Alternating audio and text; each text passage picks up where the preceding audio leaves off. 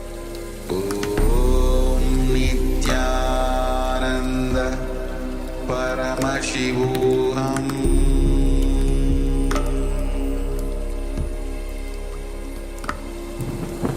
Om Nityananda Paramashivoham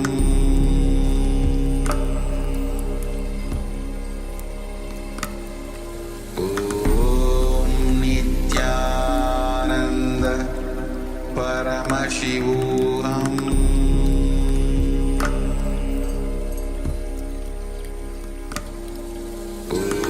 Om Nityananda Paramashivoham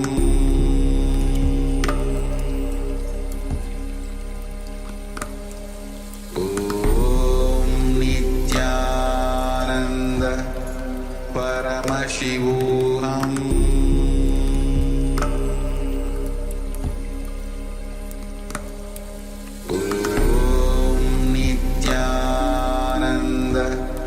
Paramashivoham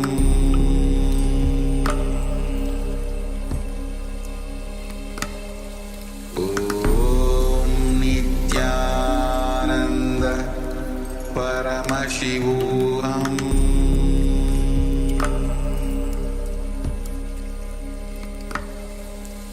Om Nityananda Paramashivoham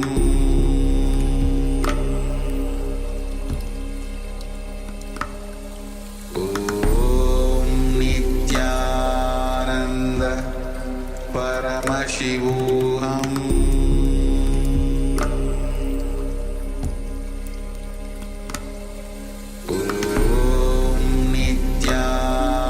Nityananda Paramashivoham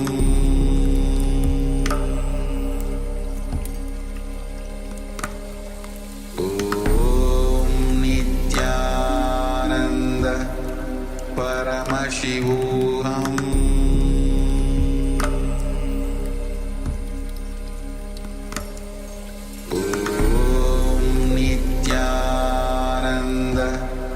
Paramashivoham Om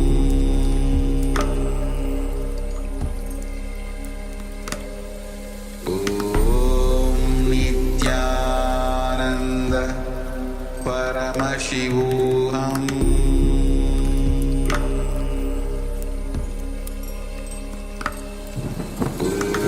Om Nityananda Paramashivoham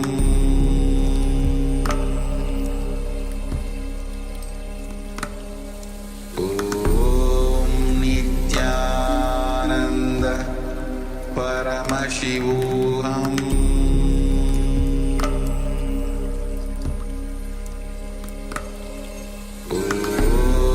Nityananda Paramashivoham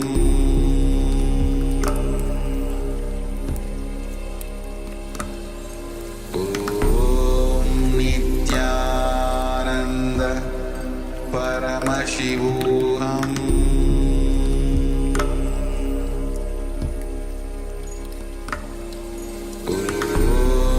Nityananda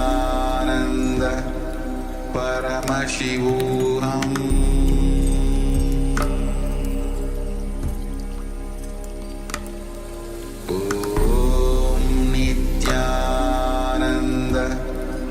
Paramashivoham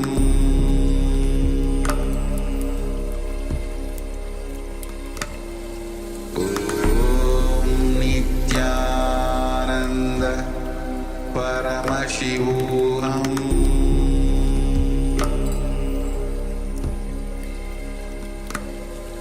Om Nityananda Paramashivoham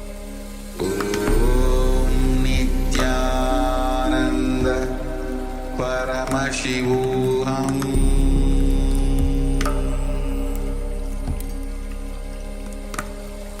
Om Nityananda Paramashivoham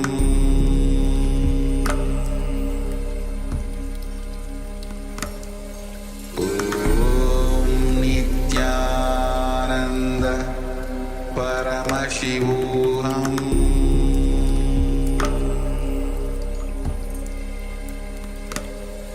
Om Nityananda Paramashivoham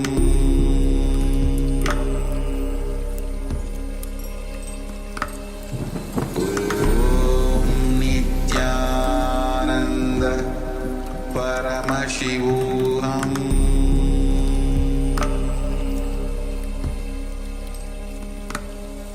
Om Nityananda Paramashivoham.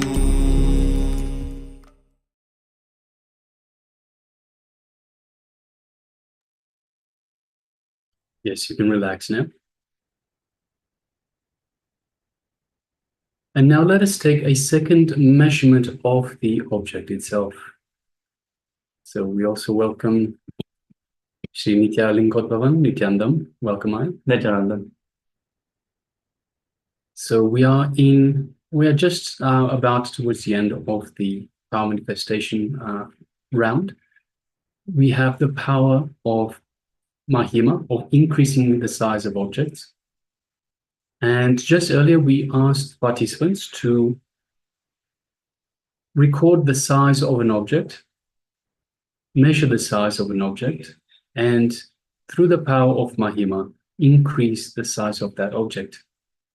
So now requesting everyone, let us take the second measurement of the object. So whatever method you used in the first instance, whether it was by measuring tape or whether it was just by tracing it on a piece of paper, let's do that once again. So use the same technique and let us come up with the second measurement, and then we can compare the first measurement to the second measurement. And let us see, is the second measurement larger than the first measurement? So please let us go ahead now. And we're also joined by Ma Agora Swarupini, Nityanandama. Nityanandam. Good to have you with us, Ma. All the YouTube viewers, go ahead and share your experiences as well. Feel free to send your messages here in the Zoom chat, in the YouTube chat.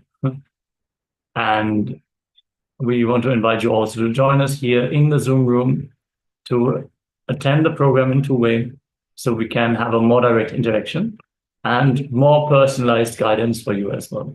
So if you have any questions, you can simply leave them in the Zoom, in the YouTube chat.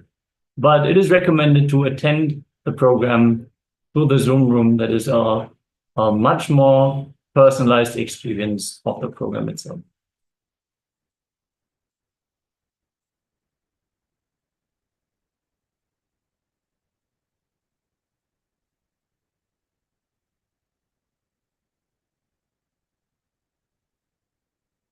Yes, so requesting everyone, please take a moment and share with us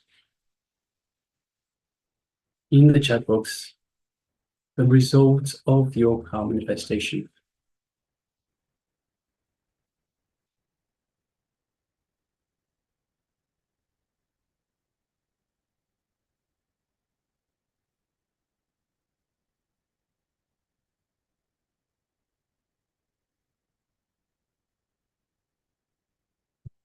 So if you're still sharing, please continue to do so. Meanwhile, let us get ready for the next segment in our program for today. Yes, we're going to move to the next Jnana segment, where Swamiji is going to reveal the significance of worshipping the divine. Today, everything is about bhakti, the power of feeling connection. And Swamiji is going to share the deeper insights into the worship of the divine. So let us all be in a space of deep listening and restful awareness as we receive these truths from Swamiji.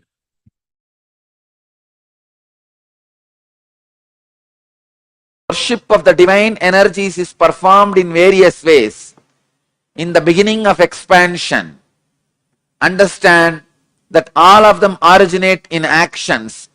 Knowing this, you will be liberated.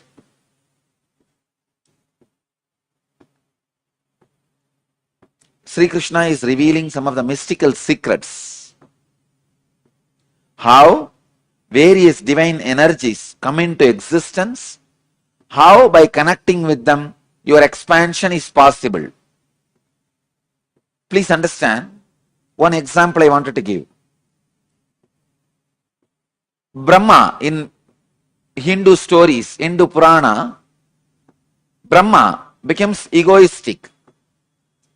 So, Shiva's extension comes out as Kala Bhairava and cuts Brahma's head, removes the ego of Brahma and makes Brahma enlightened. This action, Shiva's energy coming out and removing the ego of Brahma and making him enlightened, this action becomes Kala Bhairava. So when you connect with Kala Bhairava and start worshipping the divine energy called Kala Bhairava, he removes your ego also and gives you enlightenment. Same way, Veerabhadra. Shiva's energy expanded and destroyed the collective negativity of Daksha, which causes suffering for himself and for others. Many times, your pain body becomes so strong, knowingly you cause suffering to you and to others. Even though you know you are causing suffering to you and to others, but the pain pattern is so strong, you can't escape. I can see very clearly. So many people, they know if they are out of me, if they are away from me, they are going to create suffering for themselves. But their ego, arrogance is so strong, they can't live. They can't live around me. I have seen so many times, even devotees, they know if they listen to my teachings and live, they will be out of their sufferings and torture they are doing to themselves and to others. But they don't want. Daksha represents the negativity which causes suffering to yourself and to others. Shiva's energy which came out and destroyed the Daksha's negativity is Veerabhadra. Understand? Veerabhadra did not kill Daksha. He gave life back to Daksha.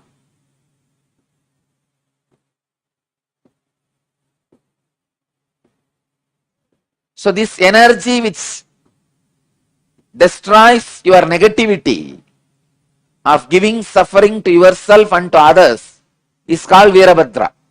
If you connect with this divine energy and pray, feel connected, you will see in you also the pain body, the patterns which create suffering for yourself and others will be destroyed. It's a beautiful verse. Evam bahuvitaha yajnaha vitata brahmano mukhe karmajan viddidan sarvan evam jnatva vimokshase. Thus, worship of the divine energies is performed in various ways. In the beginning of expansion, understand that all of them originate in actions. Knowing this, you will be liberated. Same way, if you are frozen, closed, then start connecting with Krishna, who is doing Rasa Leela, who just opened himself to the whole universe. Understand? Krishna's Rasa Leela did not happen just with Gopikas. It happened with the plants, trees, rocks, Yamuna, whole thing, and the Purnima Chandra, the full moon, with whole, he had Rasa Leela. His Rasa Leela was enjoyed by the whole existence. Gopikas were also happened to be there, that's all. It was not concentrated towards Gopikas. It was with the whole. So if you are frozen, having the sickening suffocation, many times people do have this sickening suffocation. Come on, then expand. It is time.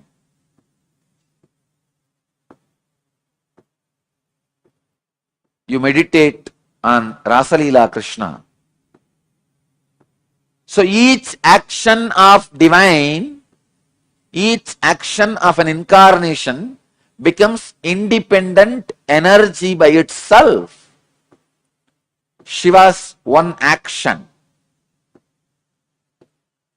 cutting Brahma's head and giving him enlightenment, it became an independent energy called Kala Bhairava. Shiva's one action of killing the negativity of Daksha and liberating him from negativity and negative patterns became independent divine energy called Veerabhadra. Shiva's one action of teaching in silence to Sanagadi Rishis and giving them enlightenment becomes Dakshinamurti. Just each action of divine becomes one form, one energy. Understand? When Shiva assumed the body and married Meenakshi and ruled the Pandya kingdom, he became Sundara Pandya. That action became an independent energy of Sundara Pandya. Just yesterday, I was reading the Akashic records, the night.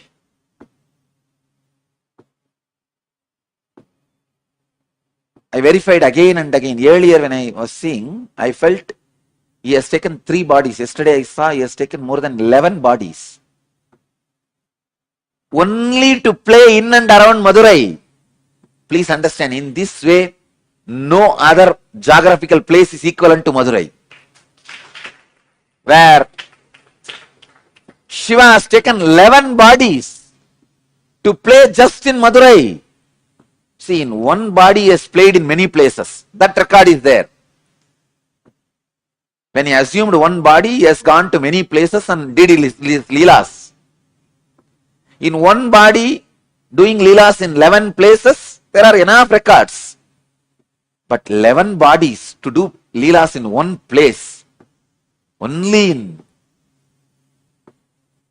Madurai's history, the record is there. More than 11 bodies he has assumed at different times to play the leelas. The leela he performed, the first body he assumed to perform the leelas in Madurai is marrying Meenakshi. To marry Meenakshi and all the leelas related to that time, marrying Meenakshi and bringing Vaigai to Madurai, all those leelas were performed in one body. That body is directly under the Sundareshwara's linga. The main Garbha Mandir, under the Sundareshwara linga, that body is resting. It is there in Jiva Samadhi. And second, he has assumed one more body to build embankment for Vaigai river and converting all the foxes into horse to save his disciple Manikyavasagar. All those leelas, around 40 years he was in that body and performed many leelas. That body is resting in our property near Dinamani Takis. There is a place in Madurai near Dinamani Takis. There is a samadhi. inside Madurayadinam property, it is called Sundaranar Samadhi. And Sundarananda's Jiva Samadhi, people used to think it is one of the 18 Siddhas. It is not one of the, of course, it is one in the 18, but Shiva himself assumed the human body and performed. 40 years he was in that body. That body is resting. In Madurai, the place, Dinamani Takis, opposite to that Takis, there is a property, belongs to Madurayadinam property. There he is resting. And the third body, which he assumed to give sugar cane to stone elephant, and stone elephant ate that sugar cane. For that Leela, he assumed one more body that is there inside the temple under the samadhi of, under the shrine of Ellamalla Sittar.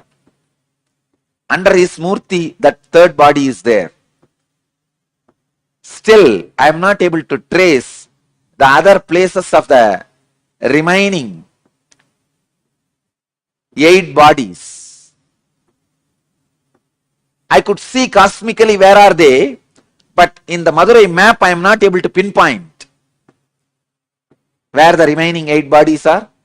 Soon I will study the Madurai map and overlap my cosmic map on Madurai map and give you guys the exact points where the bodies he assumed are resting and radiating.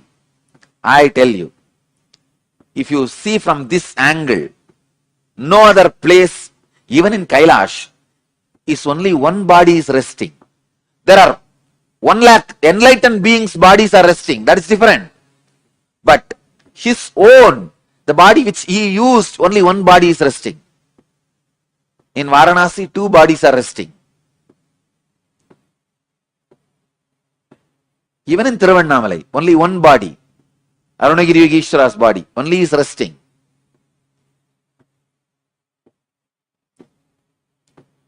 I was shocked when I read yesterday the Akashic records. 11 bodies he has assumed. I tell you, Madurai was his honeymoon place. It was his favorite. Somehow, Madurai people had a very close, hearty connection with Mahadeva. Even for small things, he will assume a body. Come here and play. This was the place where he was very playful and joyful without any of the so-called social laws, regulations, rules and the dharma which he himself created. Here, he has broken the laws he created as per the planets. He has changed the planets for Madurai people. He has changed the teachings for Madurai people. He has changed the social laws for Madurai people. He has broken all the moral rules for Madurai people.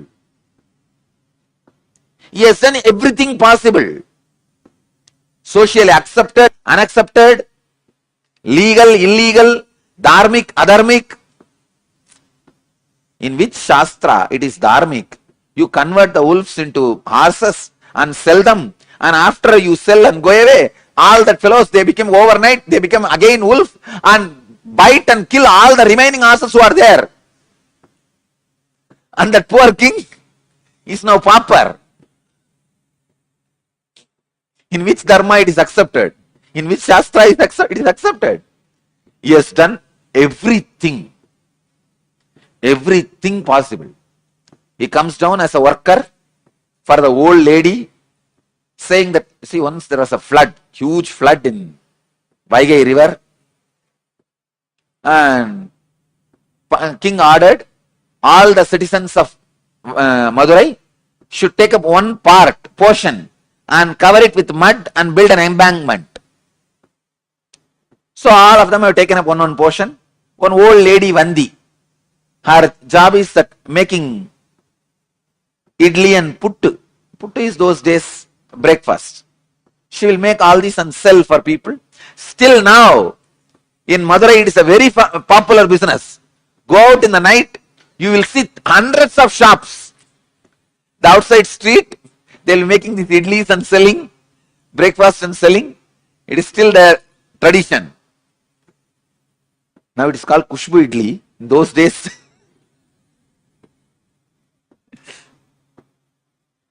it's a tradition of Vandi. So she used to make this pittu and sell. Those days breakfast. She did not get anybody to cover her portion, and she herself can't do. She is too old. She prays to Sundareshwara.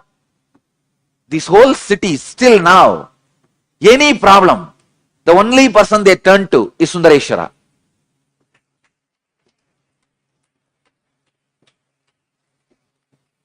They don't trust anybody else.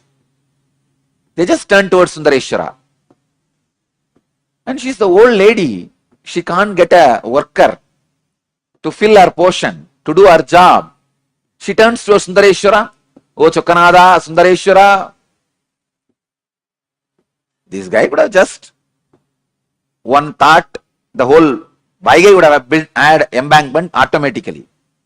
He does not do that. He comes down, assuming human body and bargaining with that lady. You should give me the pittu as much as I want, but I will work only for 3 hours. He says, I will work only for 2 jama. Sorry, 2 muhurta. 1 muhurta is 1.5 hours.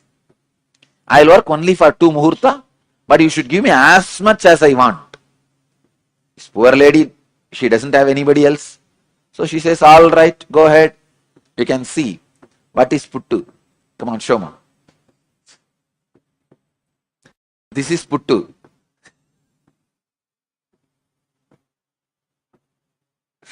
Those days breakfast. So she doesn't have anybody else. So no other option. She accepts the bargain. This fellow finally finishes eating everything she cooked. After that, it doesn't work. He goes there and lies down in that bed.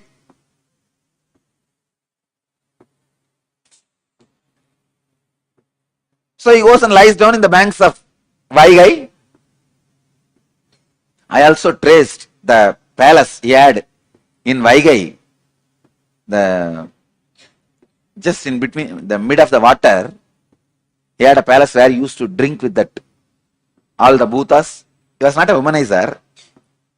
He used to drink and gamble. He will have all these bhutas around and they will play the dice. He will gamble with them. Finally, what is there? Finally, he will cheat all of them. And he was not a womanizer. But he was used to drink and gamble. Anyhow. So he went and lie down in the bank of Vaigai. King comes in the evening to see whether the embankment work is done. He sees all parts have been covered except his portion, the Vandi's portion. King got very annoyed and asked whose portion it is. They said this is Vandi, old lady's portion. He asked, naturally she won't be able to do. Who is doing for her? They showed this guy has been employed by her. But from morning he is not doing anything. He is just lying there. So king calls him and asks, who are you? This fellow says, who are you to ask me this? King says, I am the king of this Madurai. He says, that is the way so many people are thinking, but actually I am the king. There was a strong argument. Finally, king was very angry and he took his sengol, the golden staff with which he rules the country, and gave a strong blow in the back of Sundareshwara. When that beating fell on Sundareshwara, when that sick fell on the Sundareshwara, at that same moment, he showed to the king. He is the Antaryami. He is the indweller of every being, cosmos. So the whole world, whole universe, including himself, had that beating.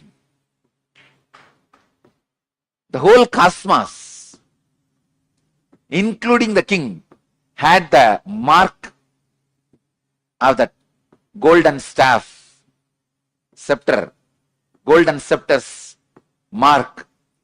And king was shocked. There he sees Sundareshwara standing with Meenakshi and smiling.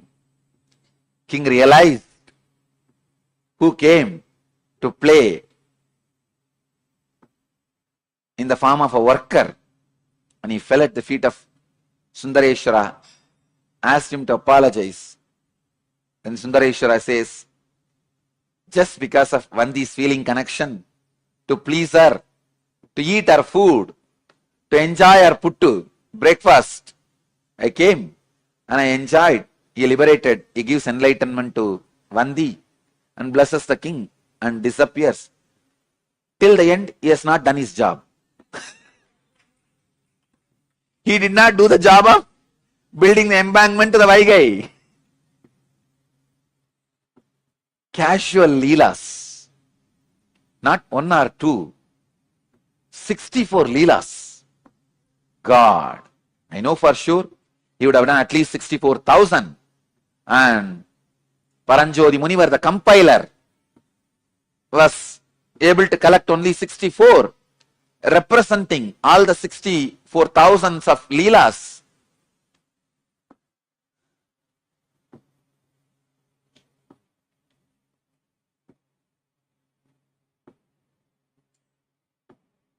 The body with which he has performed this leela, especially blessing the Vandi and converting the wolves into horses, foxes into horses, that season, around 40 years, he has performed some more leelas.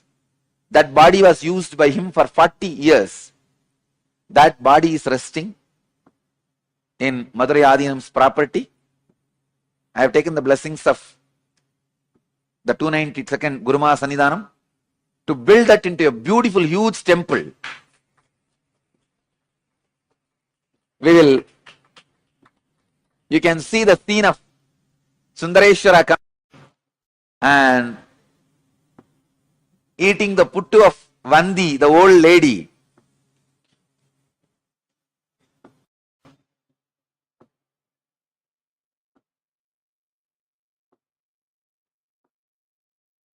When I remember, God, this very land, he has taken 11 bodies and walked. These very roads, he would have walked and sold the firewood. These very roads, he has walked and sold bangles. This very road, he walked and sold diamonds.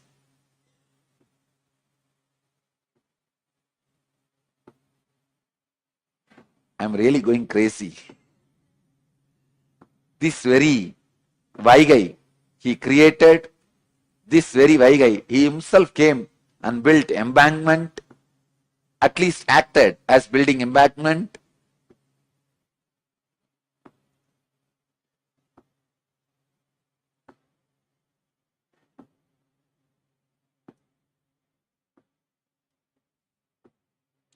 Each action divine energy performs becomes one independent entity.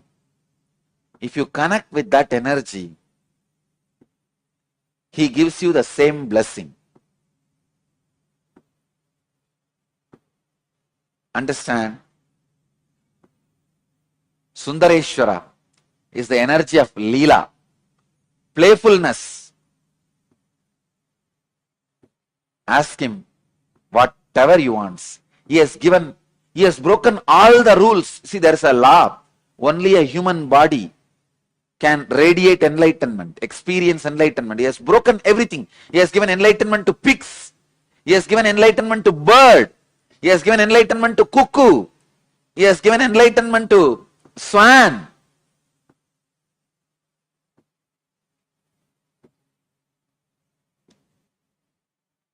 Everyone can be assured. He has given enlightenment to pigs. What a Leela. Sundareshwara. Bhagavan explains.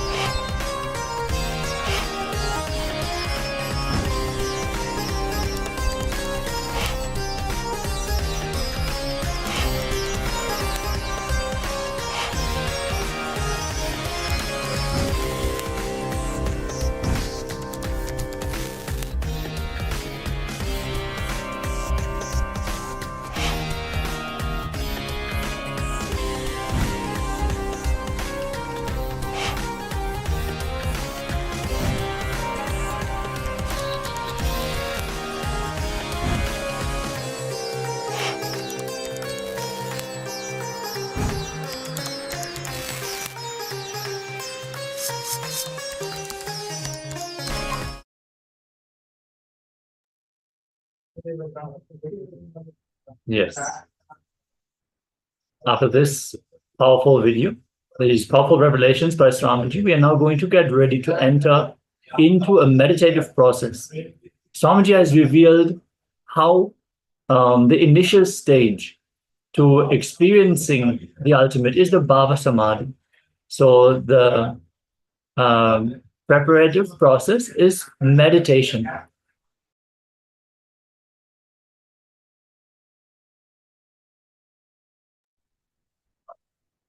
So we're going to first learn a little bit of context, a little bit of background knowledge, and then enter into a guided meditation. Yes. So let us see, first of all, how unclutching is related to what happens every moment in your body, such as the breathing. See, between the incoming breath and the outgoing breath is a neutral space. Your identity exists in the incoming and the outgoing breath. Constantly, you can connect and see that you are connected when you are aware of your breath.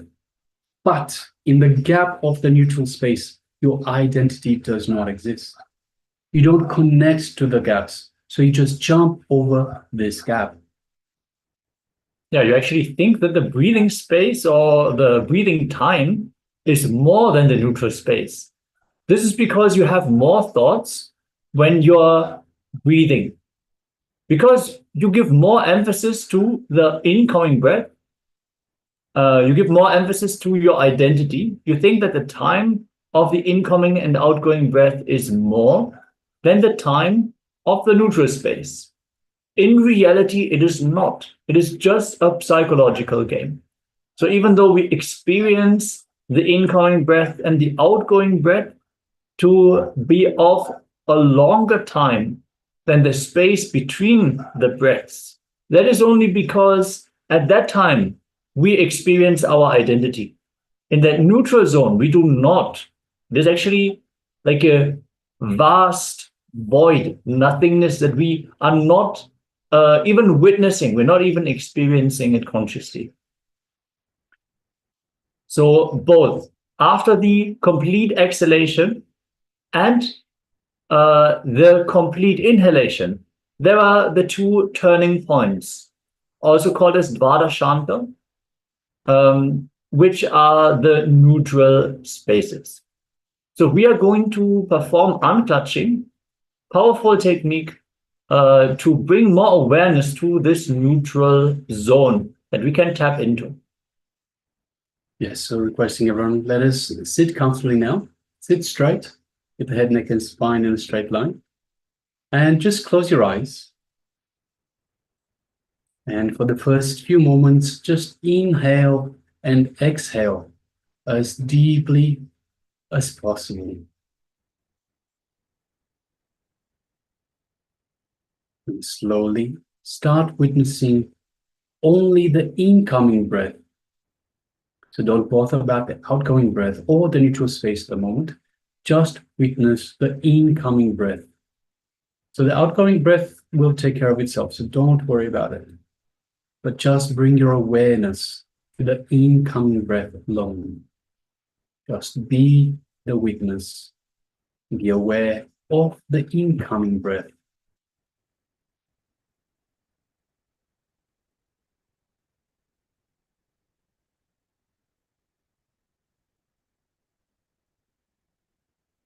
Let us do this now.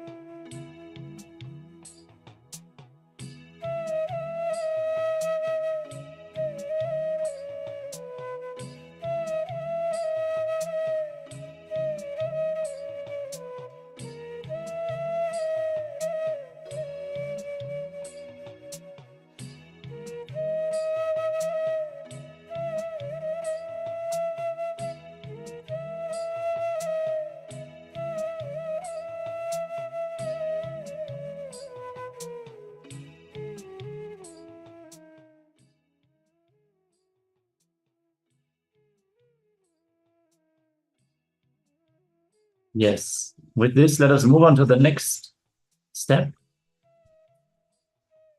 Slowly start witnessing only the outgoing breath. Forget about the incoming breath or the neutral spaces in between. Just witness and be aware of only the outgoing breath. Bring your awareness to the outgoing breath. Let's continue.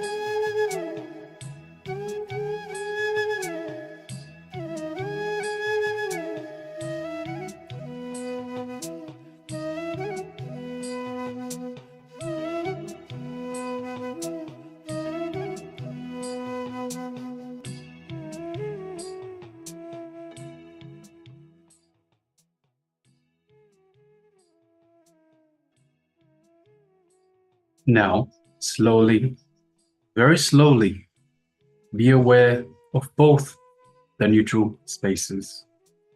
When your incoming breath turns into the outgoing breath, and when your outgoing breath turns into the incoming breath. Just be aware. Witness both the neutral spaces alone. Intensely be aware of both the neutral spaces. Let's continue.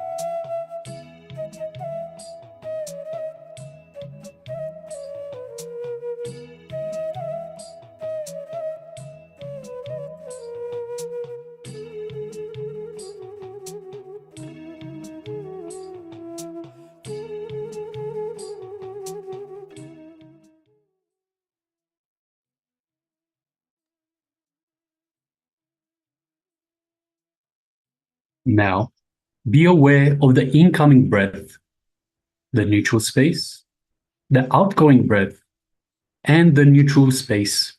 Once again, whatever comes in your mind, do not connect it to anything.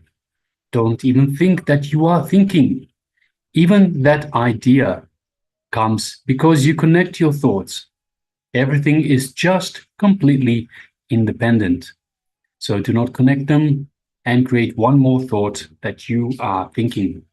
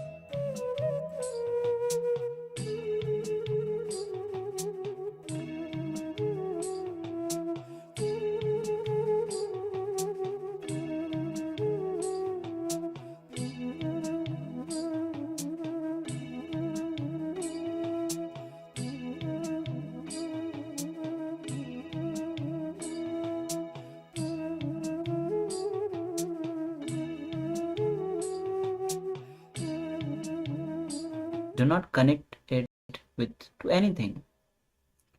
Don't even think that you are thinking. Even that idea comes because you connect your thoughts. Everything is just completely independent.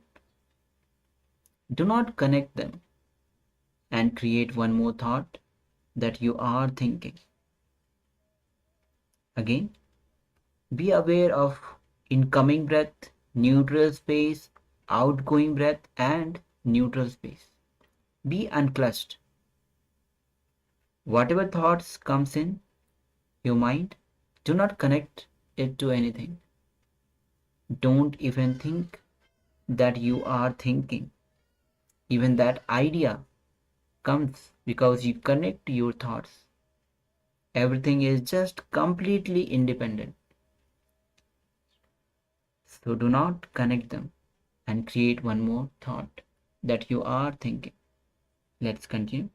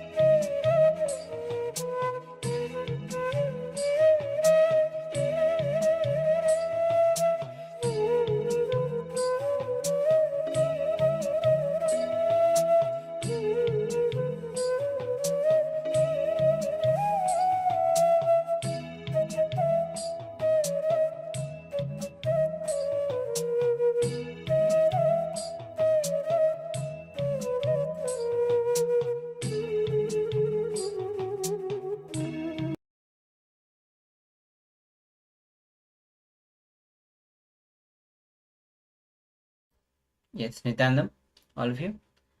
So after this beautiful meditation on unclutching, let's move on to a few question and answer as we are going through the meditation, especially on renunciation. The first question,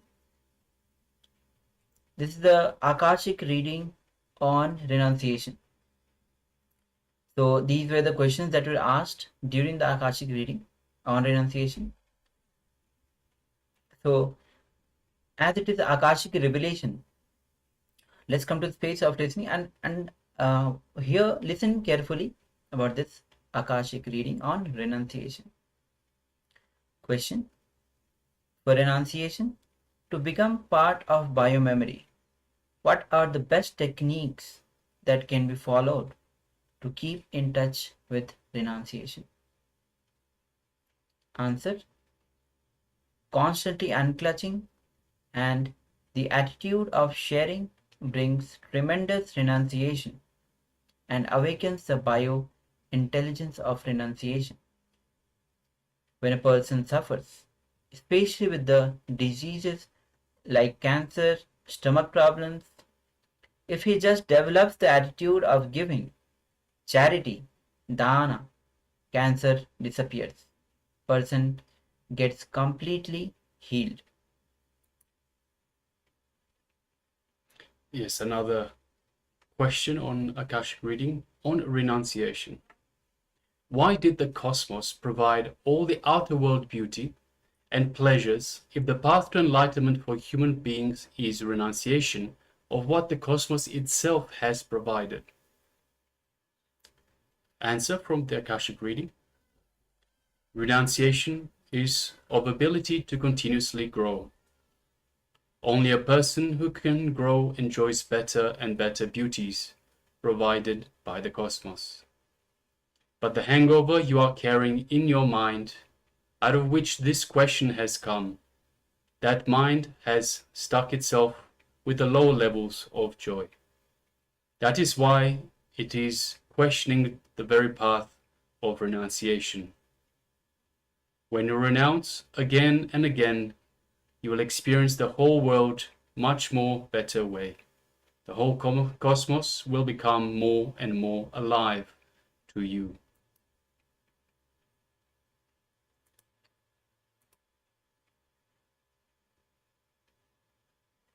By renouncing again and again, you enjoy the world, whole cosmos. It's direct instruction from the cosmos to every human being. Question: to experience death, which is, as you said, removes all the patterns, do we have to live also the renunciated life? Answer: when you start living a unique way of renunciation expresses in each one of you, do not follow other renunciation results. Only add the attitude of renunciation inside you. However, it evolves. Do it in your own way. Express in your own way the renunciation in unique way as you are. Another question. A person who is brain dead but living a vegetative life on a life resuscitation for over 10 years, does it mean nature's way of teaching renunciation to the spouse or the loved ones? Answer: you can use the situation to learn renunciation. Question: how do I know that I am listening to my bio memory? Answer: when you are listening to your bio memory without any pain, without any suffering, very smoothly, renunciation flowers as a natural process. Question: by renunciation and constant unclutching, will one's memory not become weak?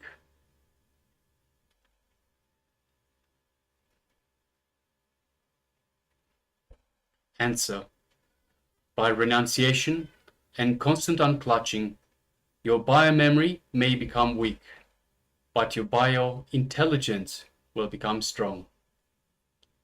Your biointelligence gets awakened by constant renunciation and unclutching. Biointelligence is life. Yes. So these are the Akashic reading on renunciation. So with this, we'll be entering into the next step, which is power manifestation. So let's get ready for the power manifestation. Now we'll be entering into the power of manifesting, of power of third eye. We'll be seeing, or we think, words blindfolded. So we'll be projecting few words on a screen with your eyes closed, with blindfolded. You have to scan through your third eye and see which word is being projected on your screen. So take a moment to cover your eyes with eye bands, and if you don't have the eye band, please cover your eyes with the piece of cloth. And requesting all the participants on the Zoom, please switch on your cameras, and if you are following us through YouTube, let us know if you are manifesting these powers.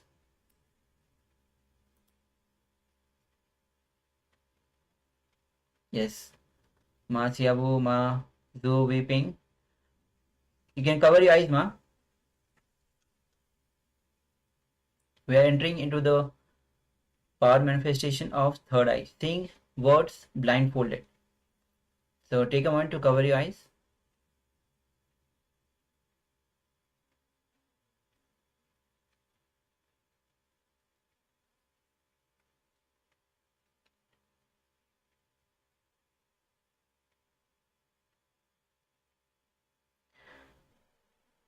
Now bring your awareness to your third eye. Let Swamiji energy flow through you. Drop all your logic. It is not through your effort that you will be manifesting this power. When Swamiji's energy flows through you, it is from the space of oneness that you start manifesting these powers. The intelligence beyond the logic.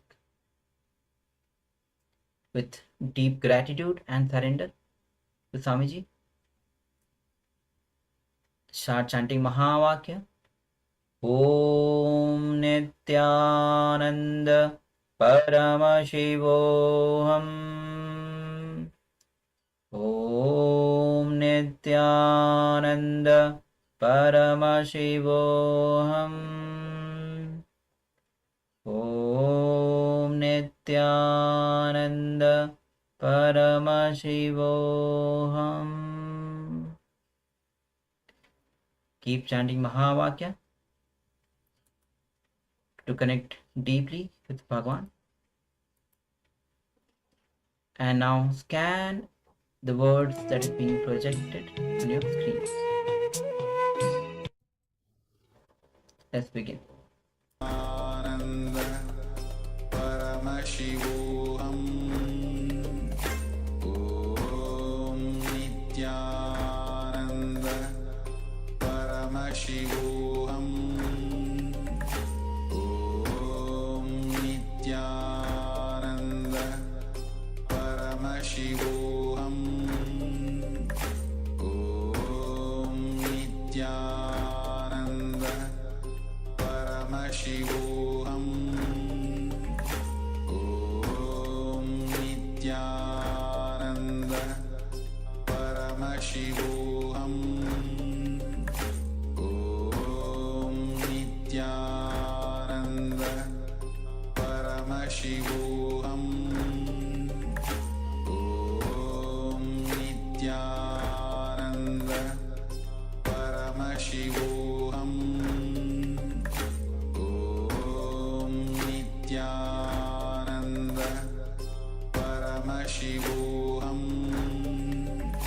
Om Nityananda Paramashivoham Om Nityananda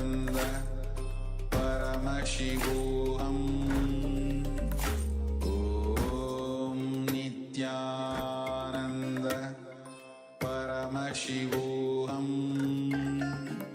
Om Nityananda Paramashivoham Om Nityananda Paramashivoham Om Nityananda Paramashivoham Om Nityananda Paramashivoham Om Nityananda Paramashivoham Om Nityananda Paramashivoham Om Nityananda Paramashivoham Om Nityananda Paramashivoham Om Nityananda Paramashivoham Om Nityananda Paramashivoham Om Nityananda Paramashivoham Om Nityananda. Yes, you can slowly, very slowly, remove your eye bands, open your eyes, and gently allow the light to come back in.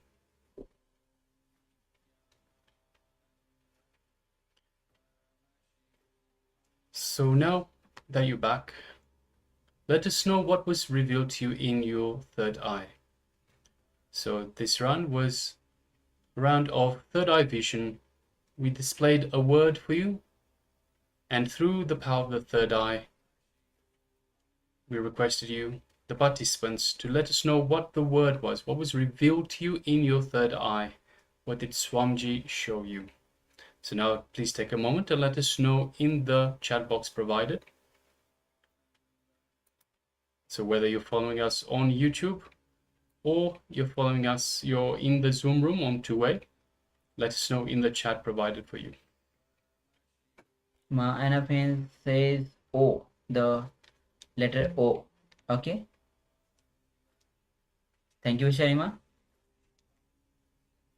Yes. And E. Okay. Yes, requesting Ma Sia Wu to also let us know. We know you took part in the power manifestation. Let us know what Swamiji revealed for you.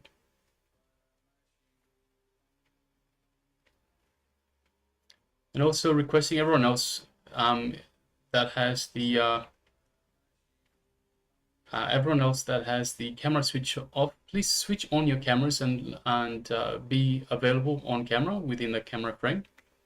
And my Alice, if you're there, let us know if you've taken part in the power manifestation as well.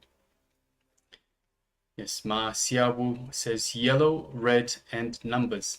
Yes, thank you very much for sharing, Ma. Okay, so let's move to the verification. We'll be showing the image or the word that was being projected. So as you can see, it's a word wisdom with the letters W-I-S-D-O-M. Yes, so Ma Anna Fan, O is definitely there. E is not. Although we did have at the bottom power manifestation in progress, so there's E in there. And so yes, thank you very much for sharing, Ma. Thank you very much for participating. yes. And Ma Xiao says yellow. So we definitely have the letter itself are in the color yellow. Red. The background color is more like a dark maroon, but it's more closer to the red. So you might have put that as an interpretation of that color. Numbers, we don't have any numbers, Ma. Thank you. Anyways, thank you for sharing and manifesting. The yellow and red is definitely you have manifested. Thank you, Ma, for Thank you sharing. to both. Okay. So let us go to the second round now. So we'll be displaying a different word. So once again, another word, and requesting participants to please put on your eyebands, put on any cover, something that is opaque in nature, such that you can't see through and light doesn't come in. So just requesting participants, please put on your eyebands, and let us get ready for the second round of this power manifestation, manifesting the power of the third eye, reading. So we'll be projecting another word for you to identify. So take a moment to cover your eyes. Even the participants who are watching us through YouTube as well, they can also authentically start manifesting this power of third eye and start sharing in the YouTube chat as well. So take a moment to cover your eyes and remember all the powers starts manifesting through the oneness, your connection with Swamiji. The more and more you manifest oneness, you'll be able to manifest the power, and more you are able to manifest the power, more the oneness grows in you. Now bring your awareness to the third eye. Unclutch from every single thought. Unclutch from the word and clutch itself. And just be aware, witness of all the thoughts without clutching. Start chanting Mahavakya. Vibrate with the Mahavakya. Now, let's begin this manifestation.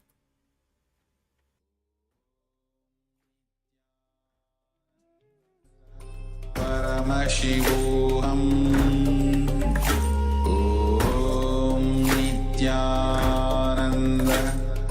Paramashivoham Om Nityananda Paramashivoham Om Nityananda Paramashivoham Nityananda Paramashivoham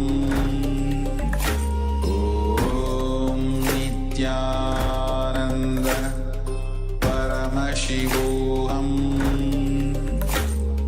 Om Nityananda Paramashivoham Om Nityananda Paramashivoham Om Nityananda Paramashivoham Om Nityananda Paramashivoham Nityananda Paramashivoham Om Nityananda Paramashivoham Om Nityananda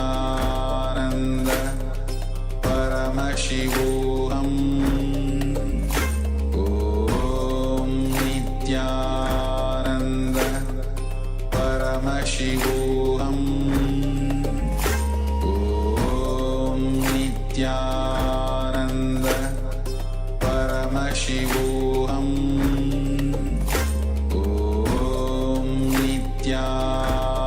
Nityananda Paramashivoham Om Nityananda Paramashivoham Om Nityananda Paramashivoham Om Nityananda Paramashivoham Om Nityananda Paramashivoham Om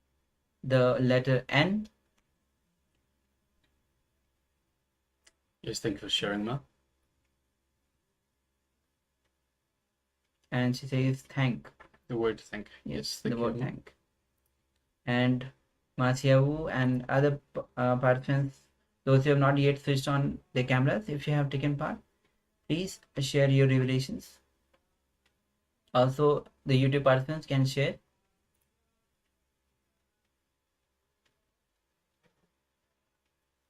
Okay, we have from Alice. She shares feeling happy and excited, like seeing fire.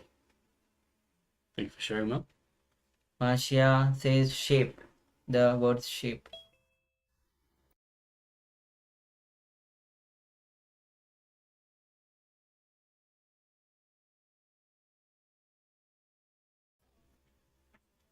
Okay, thank you all for sharing. Okay, so let's verify.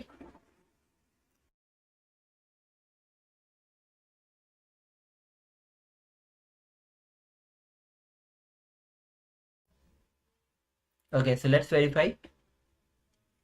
So as you can see, it's the word is happy. So let's check it out. So Ma Anna says apple and thank. We definitely have 2 letters of P in happy, and we have A as well. Very good, Ma. And thank, we have A, TH. T. We don't have TH now. We have A. Okay, great, Ma. Thank you. Thank you for sharing. Yes, Ma. Ma Alice says feeling happy. The word happy itself is there. The whole word itself is there, Ma Alice. Though it was you have given the full sentence, even it was just a word that we were manifesting. Okay, that's okay. The feeling happy and excited like seeing fire. Okay, thank you for sharing, Ma. Mahasya says shape. So we definitely have the H letter, A, P. Yes. So Very good. we have 3 letters that were in exactly the same order. So yes, congratulations, Ma. Well done. Yes, congratulations to all of you who have shared, and especially my allies who have successfully written the word happy fully. Thank you, Ma. Yes. Okay, so now we'll be moving to the next segment, the next session itself, which is going to be on everything and everyone is divine. Yes, so in Swamiji's teachings, the essence of Swamiji's teachings is that everything and everyone is divine. The very realization stems from the understanding that all beings and all forms arise from the same source of consciousness, which is the ultimate Paramashiva.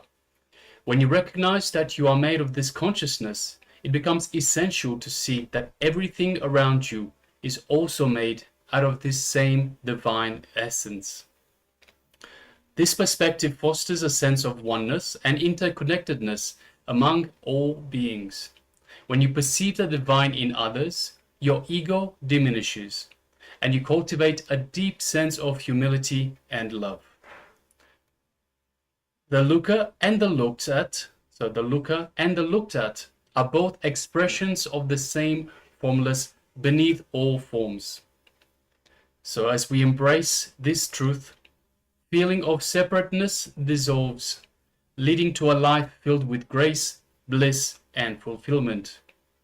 The realization that everything is divine transforms your very experience of life, allowing you to live in harmony with yourself and the world around you. So now we'll be entering into the revelation by Swamiji himself, where he explains about how everything and everyone is divine.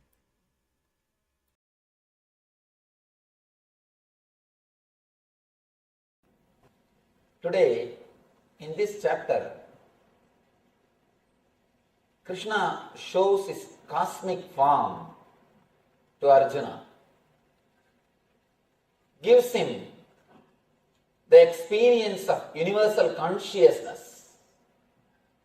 First time Arjuna is experiencing it.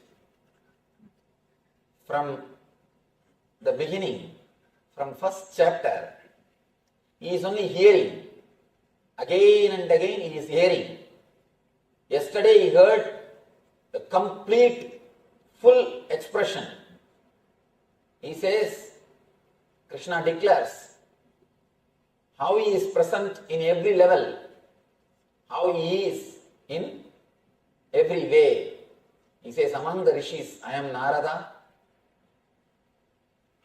Whatever is best, I shine in that. Yesterday we heard all that declaration by Arjuna. Today he proves it by giving the experience to Arjuna, solid experience to Arjuna. See, the difference between enlightened man and egoistic man is only one thing. Egoistic man also declares, but enlightened man can give experience. Hiranyakasipu was thinking he was God, and not only he was thinking, he was telling all his citizens to chant his name. All of them are supposed to chant his name. Hiranyaya Namaha. They have to sit and repeat his name. Hiranya was also claiming he is God. Krishna also claims he is God. But what is the difference? Hiranya cannot give that experience. He will tell, either believe I am God or I will kill you. Either believe I am God or I will kill you. He can show, he can threaten people and make them believe what he says. Or he believes people believe in what he says, that's all. Hiranya also says he is God. Krishna also says he is God. But Krishna can give experience of that universal consciousness to beings. That is where an enlightened being and an egoistic being, both of them differ. How to find out whether somebody is enlightened or just egoistic? This is the scale. This is the scale. If he can give experience, if he can play with energy, then whatever comes through him, comes from him, is truth. Here, Krishna shows very clearly, he is everything. One beautiful chapter. This whole chapter, such wonderful chapter. In Bhagavata there is a beautiful sloka. Tavakatamritam tapta jivanam kavibiridinam kalmashavakam Shravana mangalam srimadadadam bhuvigrunandide buridajana. This is Gopika Gitam.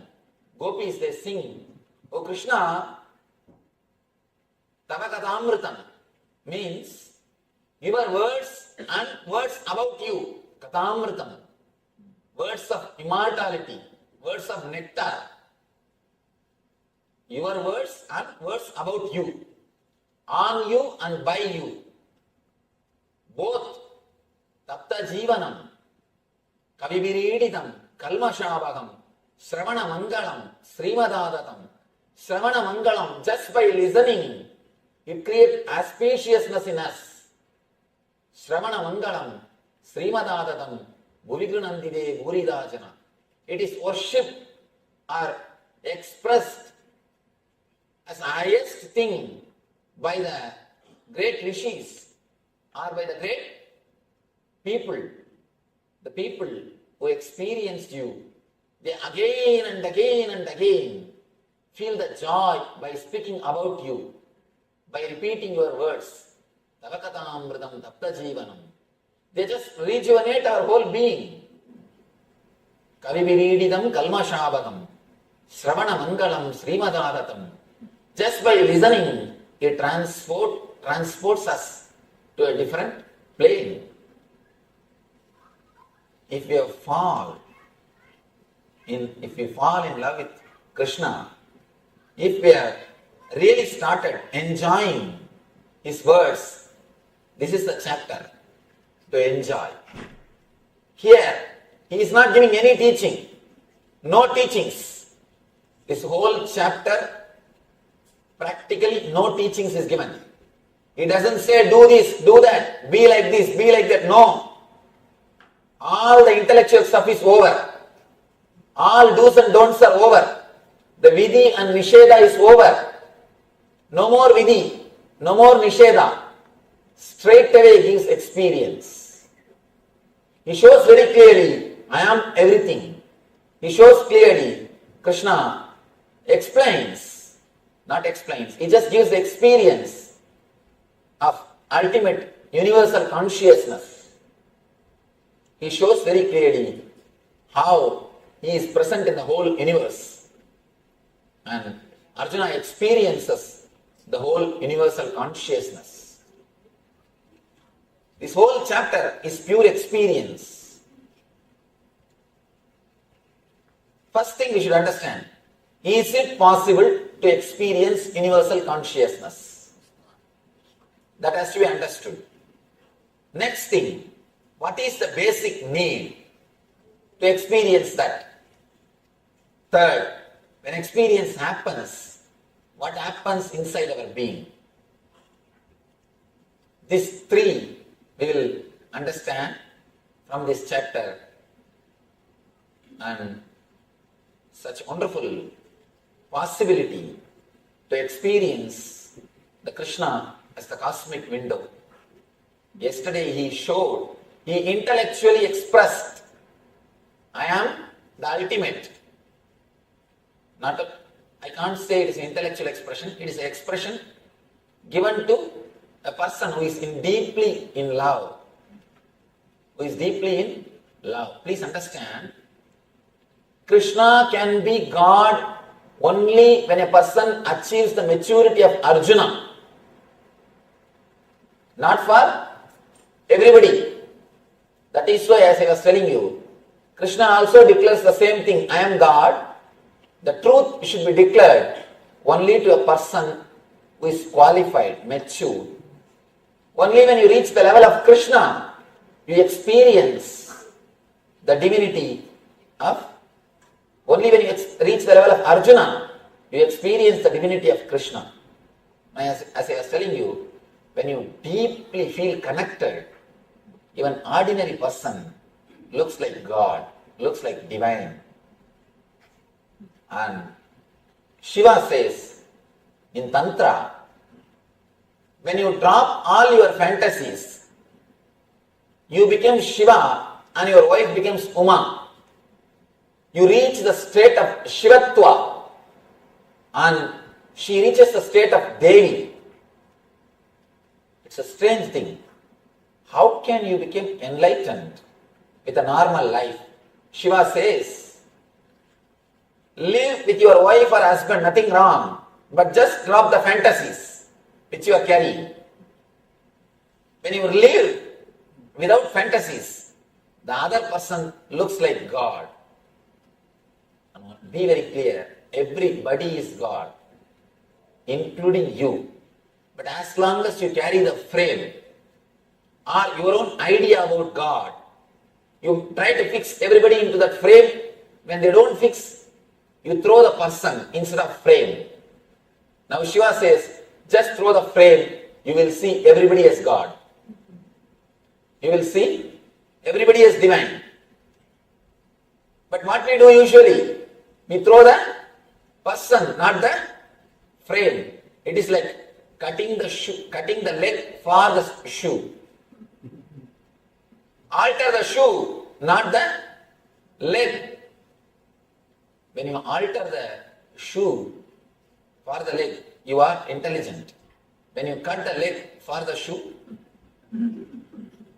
you are doing the same thing in your life.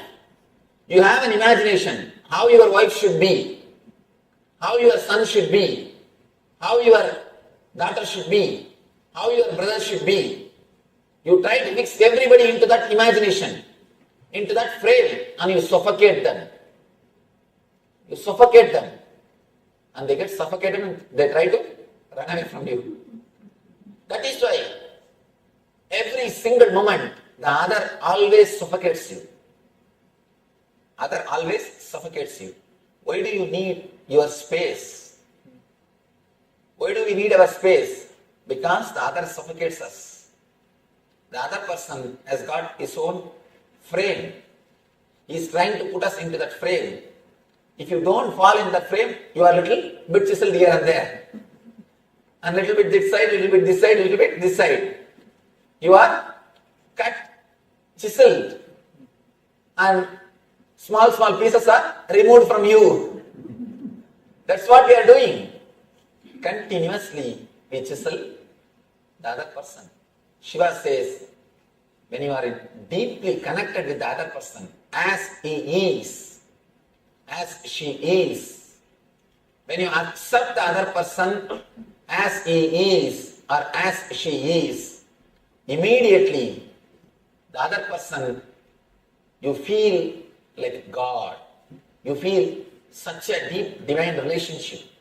You feel the other person is divine. First thing for that, you need to accept yourself as you are. You need to accept you as you are. Only then you can accept the other person as he is. Then naturally you experience a deep divine connection. And one more thing, when you continuously chisel, never think you will end your job. Never think you will end your job. You can never be happy chiseling the outer. You can be happy only by dropping your image. Small story. I always tell this story.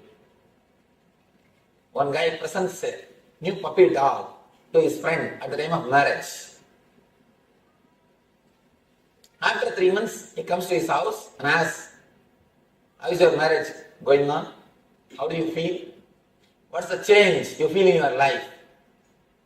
This guy says, nothing much, a small change. In the beginning, 3 months ago, the puppy which you presented to me, that used to bark at me, and wife will bring newspaper early morning. Now, early morning, puppy brings newspaper, she barks at me, that's all. Earlier, puppy will bring newspaper and earlier she will bring newspaper, puppy will bark. Now, puppy brings newspaper, she barks. When you try to chisel, continuously bark, but nothing happens. Nothing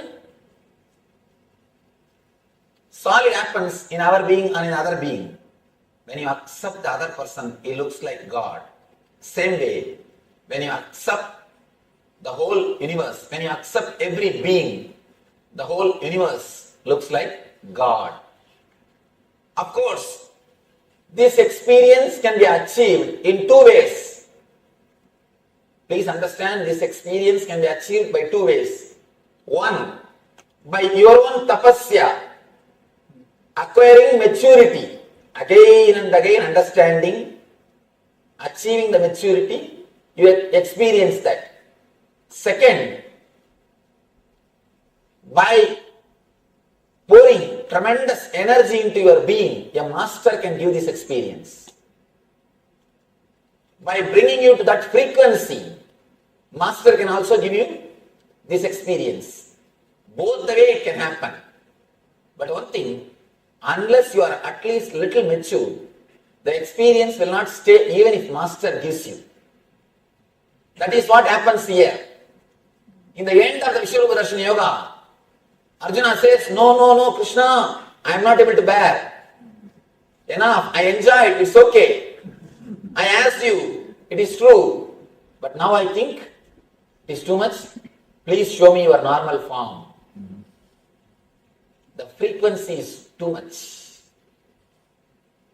The other day, one of our ashram, she was asking me, I was sitting and watching CNN.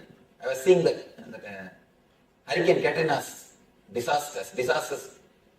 by arrogant Katrina. She asked me, Swamiji, why all these things are happening? All ashramites were sitting in the morning meeting. She told me, why so much of calamity, disaster? See, understand one thing. I gave a small example. There is an ant hill, small ant hill. If you drive your car on that ant hill and kill all the ants, it's actually natural calamity for them. They may say, hurricane SUV. They may name that as a hurricane SUV. It's a natural calamity for them. And can you say it is predestined? Can you say it is predestined or free will? Can you relate with that incident? What the ants feel when you do this type of things, when this type of things happen? Your logic and their logic is totally different. They can't question you and you can't answer them. They may also start doing big relief work. They will ask all the ants, whomsoever is alive, whatever your savings, please bring all the sugar peas, all the fruits, all the food. Let us serve. They may have a small red grass. And they may also have, instead of red grass, they may have something like a red ant grass. Something. They may be also doing a big relief work. They may also be serving. But if the ants ask you, can they ask first of all? No. We don't know. Maybe there must be an enlightened ant which is giving discourse. Sitting and calling all the ants and saying, you see, this all happened because God wills. How? The logic of the ants is totally different. The level of will, their will level is different, their frequency is different, and your frequency is different. And the ultimate, the cosmic consciousness, that frequency is different. Just like how you will not even know your car made an accident. You do not even know you killed thousands of ants. If your car kills, and if you kill, you will not even know. You wouldn't have even noticed. Same way, the cosmic energy don't even know what is going on. The level itself is totally different. The frequency of consciousness itself is different. The frequency in which the ants accident happens is different. The frequency in which you are staying is different. The frequency in which the cosmic consciousness is happening is different. From that level, if you see, it is nothing but a small wave. For example, near your water tank, in India there should be open water tank, open drainage. Near the water tank, if there was an ant hill, and you just poured one mug of water, by mistake the water showered on the ant hill and all the ants are washed away. The same thing happened now in New Orleans, that's all. In the cosmic level, that much only. In that big ocean, one handful of water came inside the city and the city is washed away. In the cosmic level, the happenings are totally different. The will, the level of will, the frequency of will is totally different. All we can do in our life is, we can become one with that will, that's all. We can raise the frequency of our will, frequency of our consciousness to that level, that's all. You cannot understand that level. Neither God nor your wife can be understood. Just learn how to live with them. That's all. Just learn how to live with them.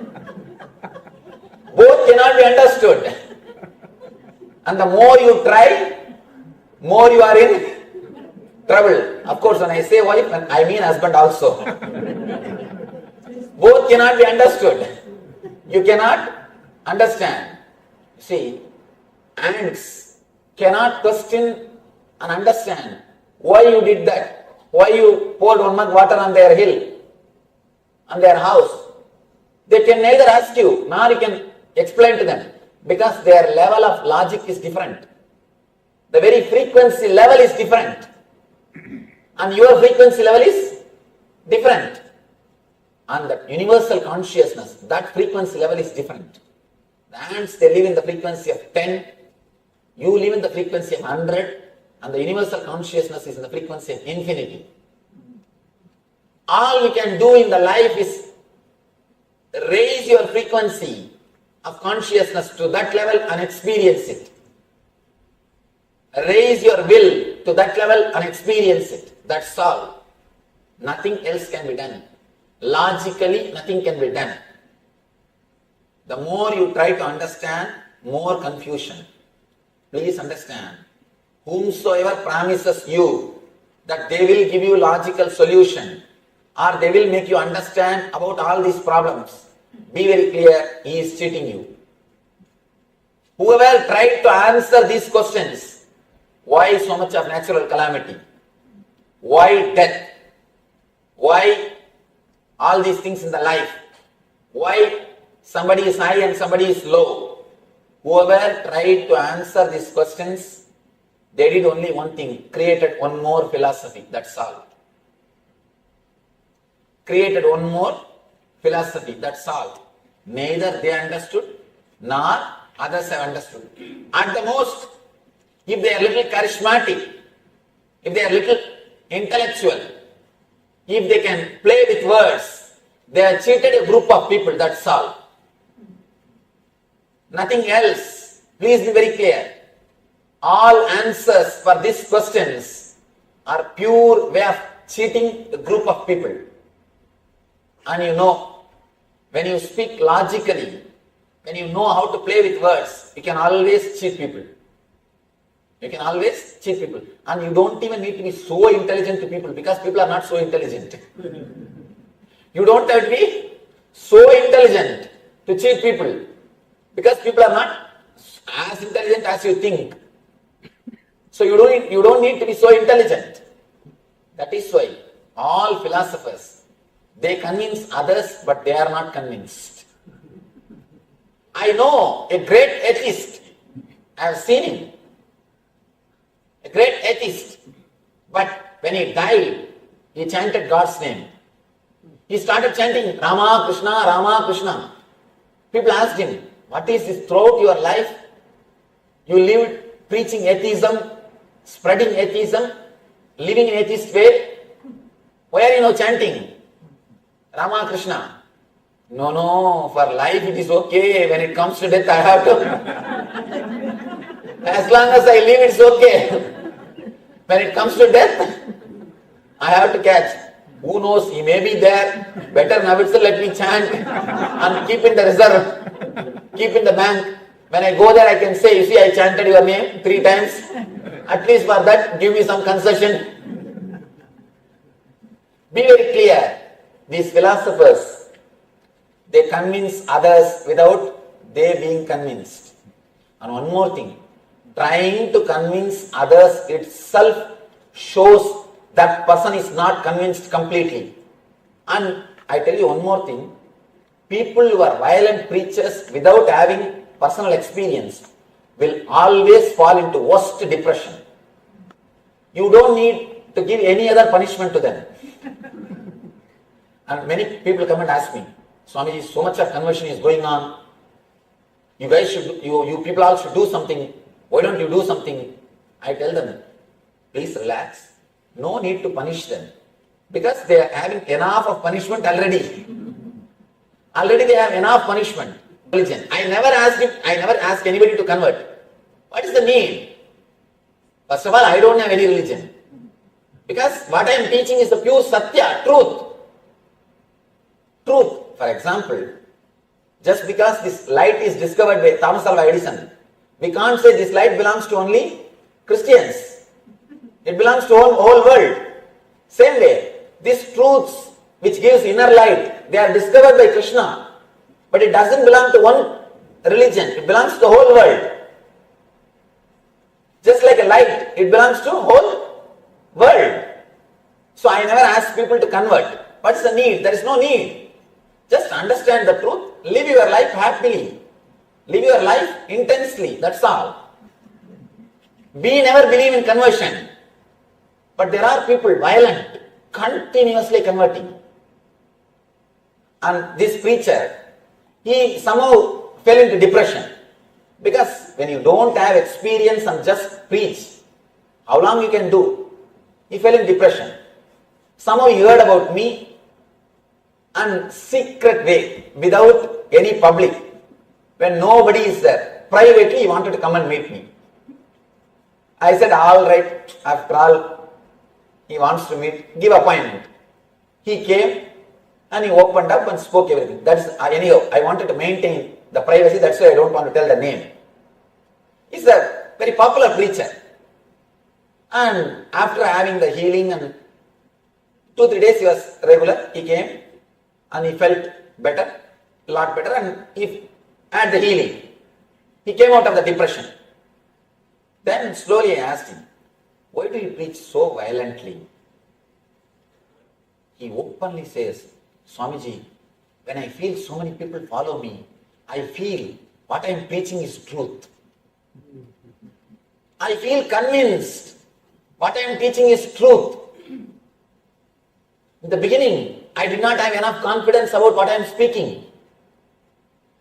After some time, when I saw that 10,000 people are following me, I thought, 10,000 people cannot be full.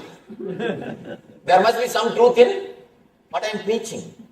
Be very clear. Preaching without experience means you are trying to solidify your own confidence. You yourself don't have confidence. By preaching, you try to create confidence.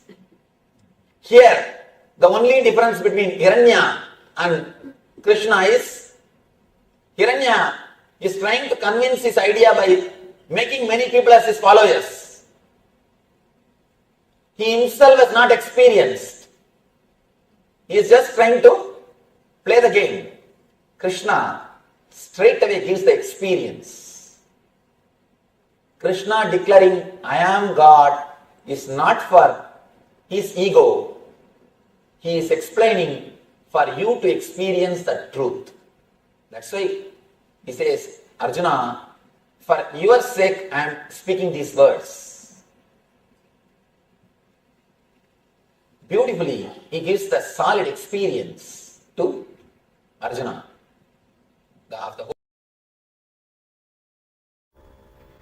Yes. So, Swami says very beautifully, an incarnation gives the experience. And Swami very beautifully shares about the atheist who came to him, and he himself did not believe in what he was preaching. But when people started believing, so many people started believing on him, he started solidifying his belief that that is true.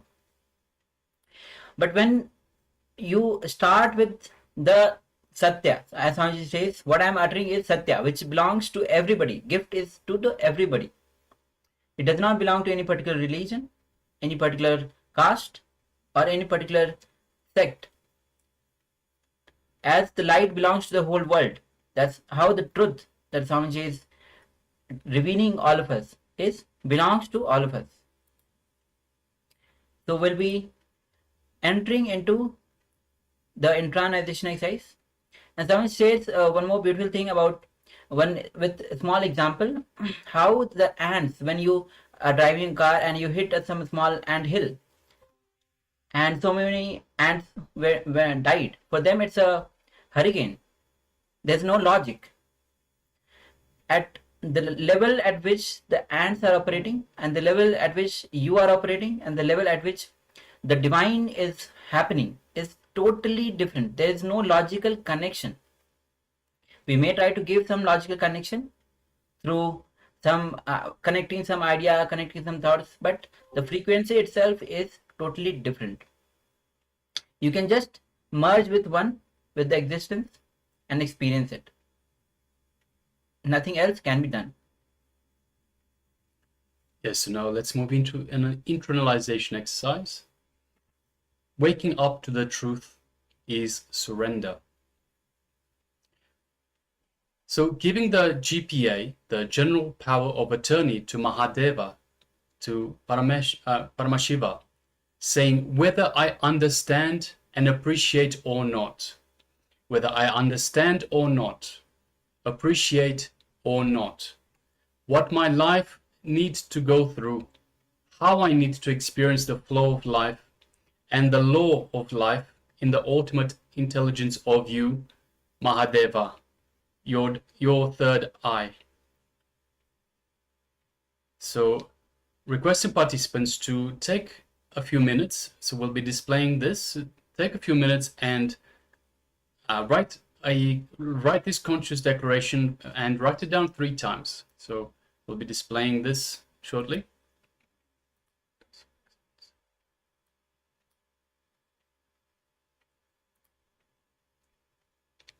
So whether I understand and appreciate or not, whether I understand or not, appreciate or not, what my life needs to go through, how I need to experience the flow of my life and law of life in the ultimate intelligence of you, Mahadeva, your third eye. So give the power of attorney to Mahadeva.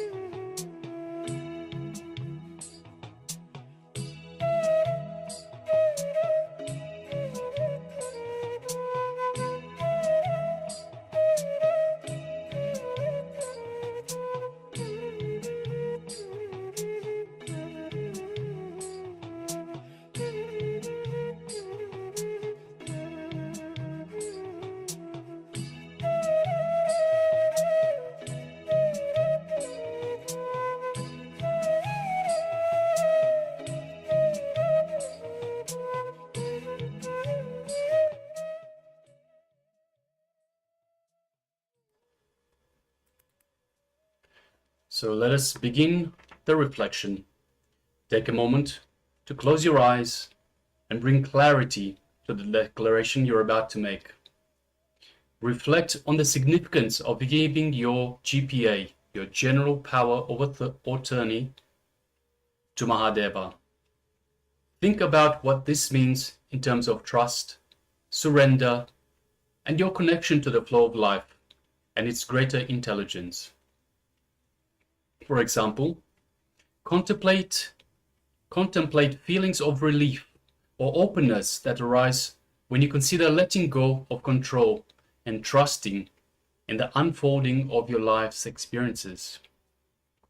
So just take a moment and begin your reflection on giving your general power of attorney to Mahadeva.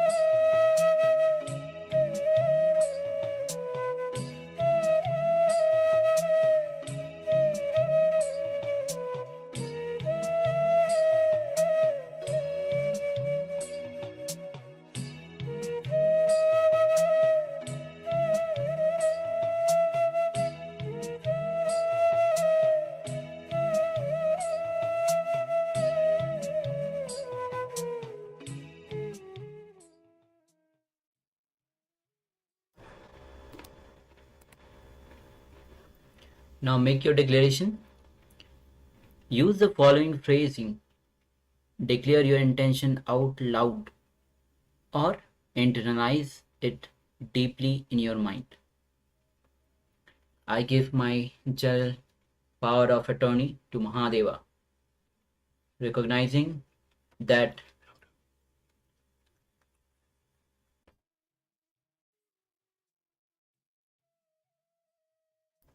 I give my general power of attorney to Mahadeva, recognizing that whether I understand or and appreciate or not, I trust in the flow of life and the ultimate intelligence guiding me through all experiences. Example, as you say or think this, visualize Mahadeva's third eye opening symbolizing clarity and divine guidance in your life.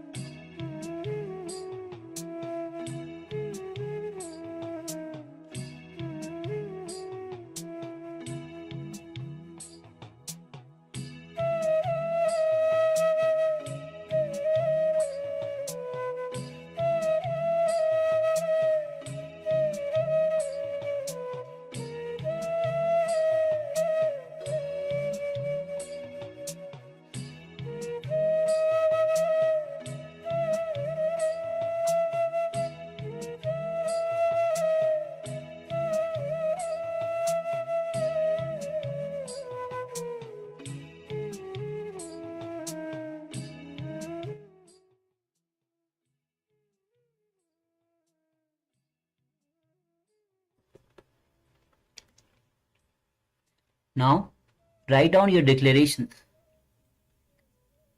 Take a pen and paper and write down declarations 3 times.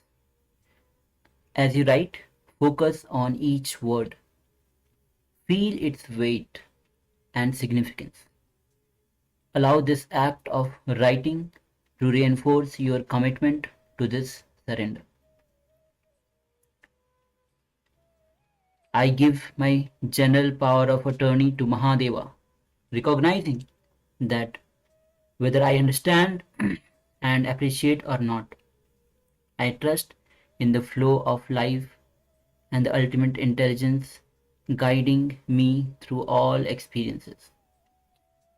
Pen down 3 times.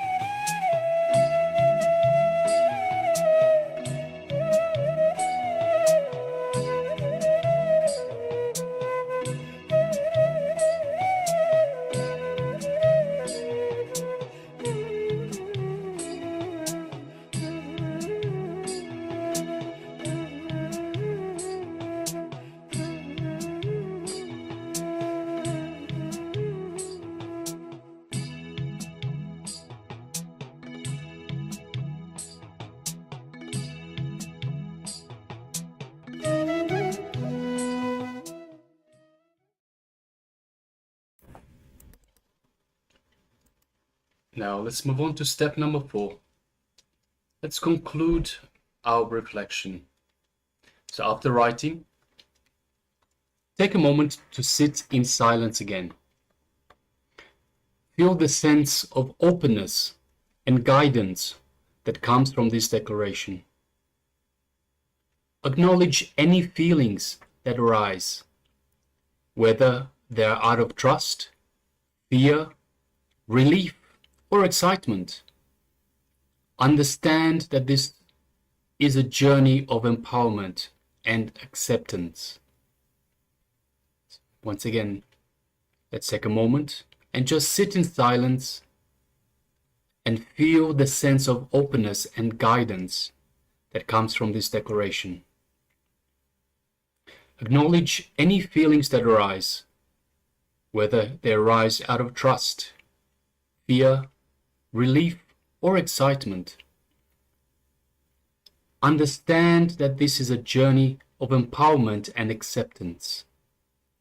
So, for example, you may feel a weight lift off your shoulders or a new sense of clarity about moving forward in your life with this support.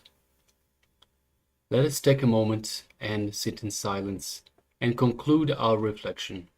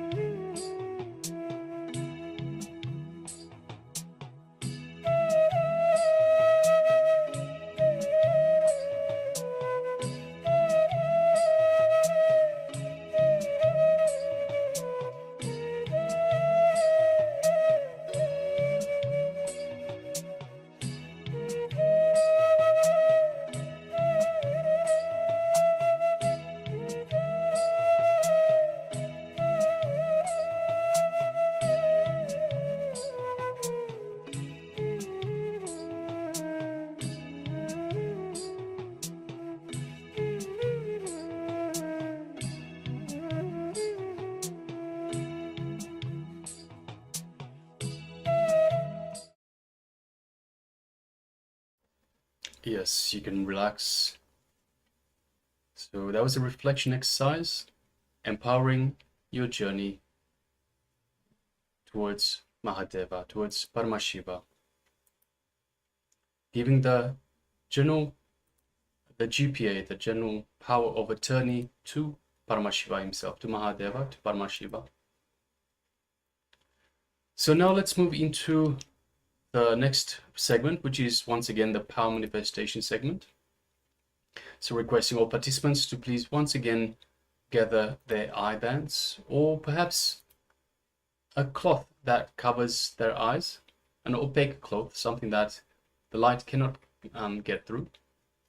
So requesting once again participants, please gather their eye bands and let's get ready for the power manifestation. Also asking once again the participants in the Zoom room, please switch on your cameras and take part in this power manifestation segment. Every power manifestation is your measure of oneness, your measure of feeling connection to Swamiji, to Paramashiva himself. So requesting participants to please take part in these power manifestation segments, as they are very important for your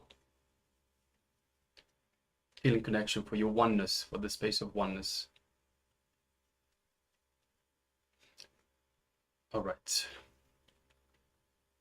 So let us invoke Swamiji in our inner space.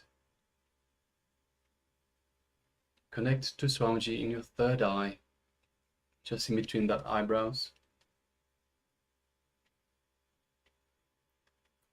Let us start chanting the Mahavakya. Om Nityananda Paramashivoham. Om Nityananda Paramashivoham. Om Nityananda Paramashivoham. Continue chanting the Mahavakya, and we'll be displaying an image requesting you to, through your third eye, recognize what is being displayed on your screens now. Please go ahead. Om Nityananda Paramashivoham. Om Nityananda Paramashivoham. Om Nityananda Paramashivoham. Om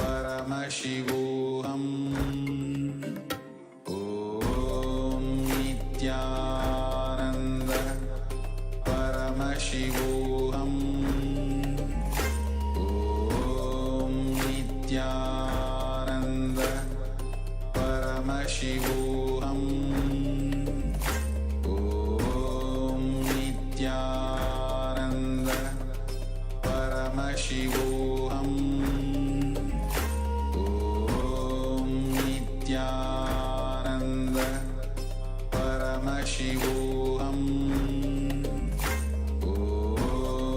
Nityananda Paramashivoham. Om Nityananda Paramashivoham. Om Nityananda Paramashivoham. Om Nityananda Paramashivoham. Om Nityananda Paramashivoham. Om Nityananda Paramashivoham.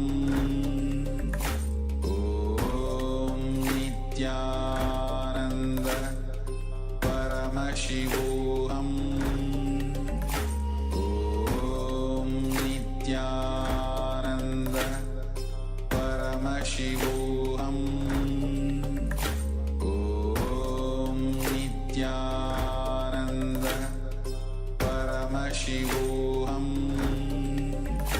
Om Nityananda Paramashivoham Om Nityananda Paramashivoham Om Nityananda Paramashivoham Om Nityananda Paramashivoham Om Nityananda Paramashivoham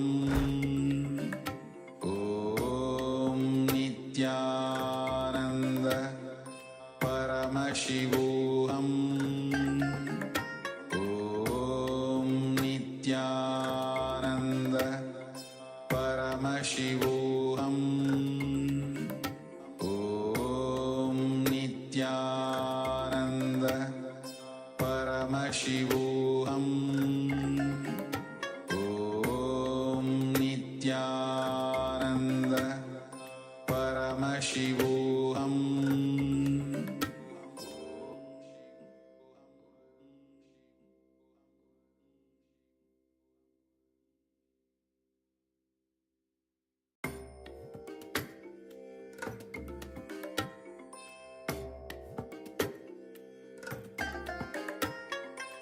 I bless you all.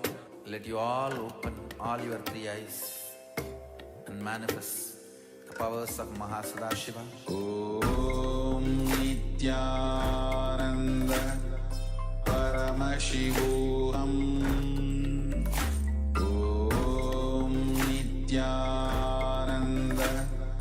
Paramashivoham Om Nityananda Paramashivoham Om Nityananda Paramashivoham Om Nityananda Paramashivoham Om Nityananda Paramashivoham Om Nityananda. Yes, you can relax now. Slowly, very slowly, remove your eye bands and gently let the light come back into your eyes.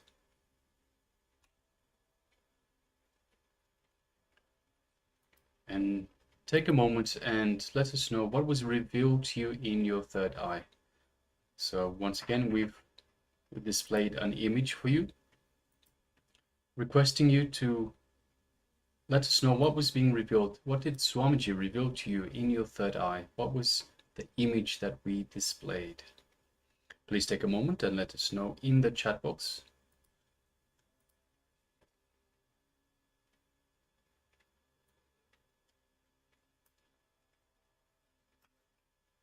So requesting the YouTube participants, so those of you that are following the Paramashivoham Level 1 Day 17 on YouTube, and we see there are a number of you, please let us know if you've taken part in this power manifestation segment. And if so, let us know what is it that you saw, what was revealed to you in your third eye. So reminder, every power manifestation is Swamiji manifesting through us. It is Swamiji that is revealing to us what is being displayed on the screen. So do not engage the mind, do not have any self-doubt, don't have any thoughts other than just whatever you see, pen down, just write it down. Yes, we have Ma Sia Wu that says C and blue. Thank you very much for sharing, Ma. Requesting all the other participants, please let us know. If you've taken part in this power manifestation segment, let us know what was revealed to you in your third eye. Ma Alice says white cloud. Yes, thank you very much for sharing, Ma.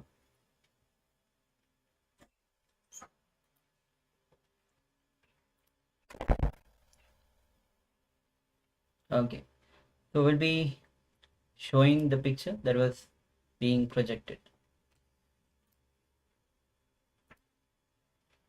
It's, as you can see, it's a beautiful image of mountain. Two people are just climbing, or climbing the mountain, and a lot of full of snow. You can see the clouds and sun shining bright at the top. It's almost at the peak. All the mountains at the peak of the mountain. Peak. Okay. At least the nearby mountains. It looks like they're still climbing up, so there's still a little bit of more to go. Yes.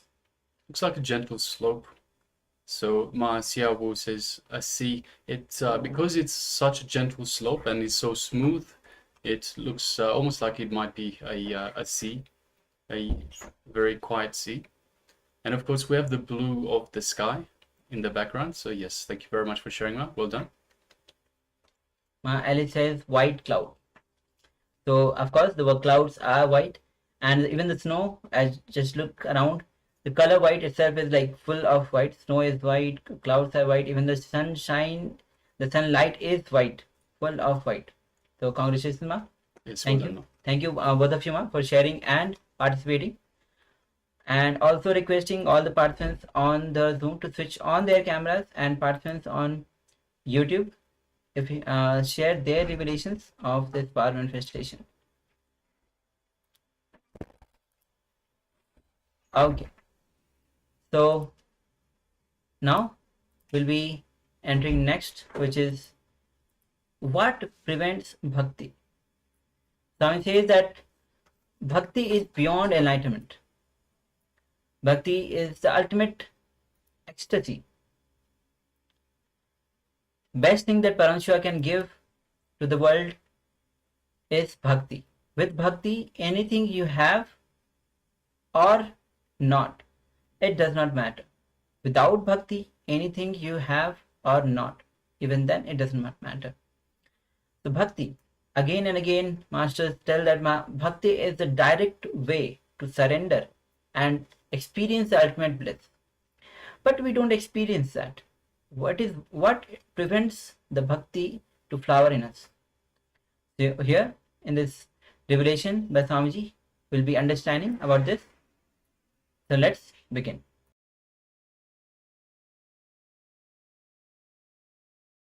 Say, at this moment I feel it is worth dying for this experience. That mood prepares your body and mind and protects you from all the extremities associated with enlightenment. Understand? Understand the question thoroughly. He says he has heard from two people, two masters, that enlightened one cannot live in the body.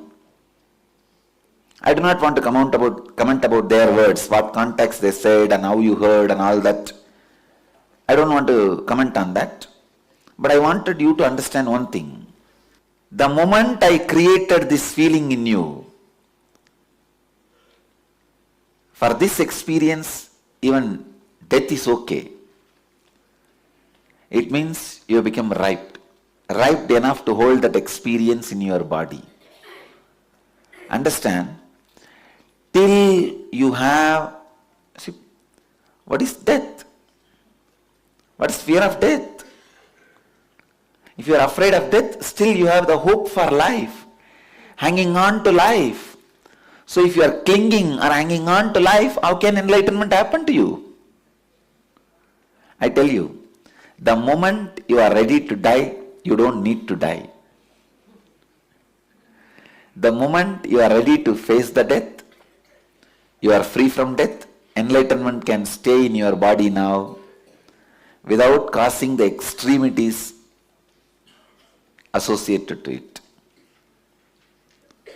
You can see very clearly, she was already ready. See, in Sati's body she gets Satori. In Parvati's body she gets enlightenment. In Meenakshi's body she is an incarnation. What makes Sati into Parvati and Parvati to Meenakshi, understand, non-clinging to life. Non-clinging to life. Stop clinging to life. All hopes are hopelessness. Get more and more comfortable with your insecure imaginations. Please understand. I wanted this to be one of the important understanding for all my disciples and followers. Get more and more comfortable with your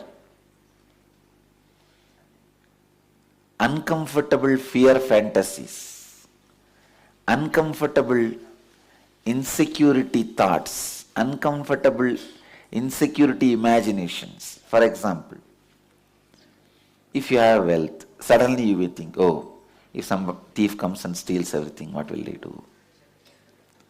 Or there are some other. But nowadays the fear of small thieves have disappeared. Fear of big thief means the government. Now the whole thing collapsing. Economy melting down.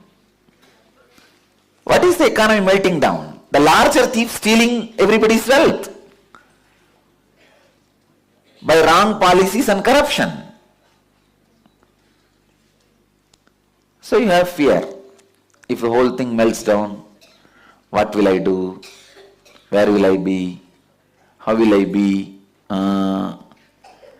See, everybody constantly has these insecurity imaginations, especially early morning before you wake up from the bed.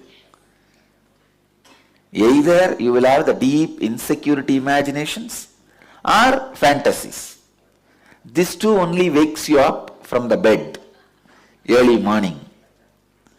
Of course, about fantasies, with fantasies already you are comfortable, but these insecurity imaginations, start getting comfortable with that. Okay. Now you are there. That does not mean you are going to become reality. Your ability to get comfortable with insecurity imagination makes your nervous system ripe enough to hold the highest experiences. Understand? This is the only way Sati becomes Parvati, Parvati becomes Meenakshi. Your ability to handle very beautifully in one place in Shiva Sutras, Mahadeva says, living in utter insecurity is living enlightenment. Get comfortable with your insecurity imagination. Only the people whose nerves have become comfortable with the insecurity imaginations have achieved highest things on the planet Earth, whether it is in the outer world or in the inner world. People whose nervous system cannot handle the insecurity imaginations, I tell you, when I declared a few days before a new understanding for our Sangha, you do whatever is your maximum capacity. I tell you, when Buddha gave sannyas to women, of course, I am not against giving sannyas to women, I am all for it. But Buddha knows human beings. He says when he gave sannyas to women and made them also part of the Sangha, he says, I reduced the longevity and purity of my Sangha. Because after him, there will be too much of men exploiting women and women exploiting men. It's not that only men exploit women, women also exploit men. In both ways. I have seen. Oh, anyhow, It's like different ways, not just the guru-disciple relationship. In so many ways, it's men and women exploiting each other. He knows as long as he's in the body, that won't happen. The moment he leaves the body, it is going to happen. He says he reduced the purity and longevity of the Sangha. I tell you, when I said be honest to yourself, I felt exactly the same after I leave the body. Of course, as long as I am in the body, I will be going on inspiring you guys. And you will again and again, true to be your honest capability and true to your core, all that will continuously happen as long as I am in the body. After that, this law, this understanding, I know, is going to create people who are lazy, dull, dead, enemies to enlightenment. I don't know how people are going to handle those beings at that time. When I am in the body, we will handle. Still, I do not know how you guys are going to handle. Of course, none of you are going to be in the body. I am going to be living for quite a long time. I am saying, the next generation, maybe your third generation only is going to be the last generation I will be seeing. Then next generation, your fourth generation only is going to be my successors. Because the moment I say be honest to yourself, be true to your capacity, you don't even know your capacity. You will completely get comfortable with your lifestyle. See, by the word, through the word productivity, I was constantly making you get comfortable with your insecure imaginations. You see, with the word productivity and with that scale, with that idea, constantly you are made to live in that, get comfortable with your insecurity, imagination of, that is the ultimate insecurity. If I lose master, what will I do? That's the ultimate insecurity. But only when you get comfortable with those insecurity imaginations, your nerves become strong to hold the highest Kundalini awakening. When you say, okay, if at one day if I am kicked out, it is okay, but now I am going to imbibe whatever best and maximum I can. Only with this coming to terms with the reality, your nervous system becomes so strong and you imbibe completely maximum whatever you need to imbibe. When that insecurity never becomes part of your life, you are going to be standing in rain with a raincoat and umbrella. Not even a drop of rain is going to touch you. I am showering like a rain. You stand with umbrella and raincoat, which is called security. The secured feeling and the secured thought trend. No. Swamiji already said, you be honest to your capacity. This thought trend is going to be more like a raincoat and umbrella. Now, I only have to inspire you continuously. Anyhow, I am opening up and presenting the whole philosophy in front of you. How this Rajendra Kumar describes, I feel it is worth dying for this experience. When this thought trend becomes part of your system, your nervous system gets the strength to experience and hold the highest Kundalini awakening. Then your system becomes alive. I tell you, to prepare you for this level is the incarnation's job. That is my job. Nothing else. Rajendra Kumar is beautifully putting it. I should first become a candle and burn for you and disappear in your eternal light. That too would not be enough. I tell you, the moment I brought this attitude in you, my job as a great incarnation has happened.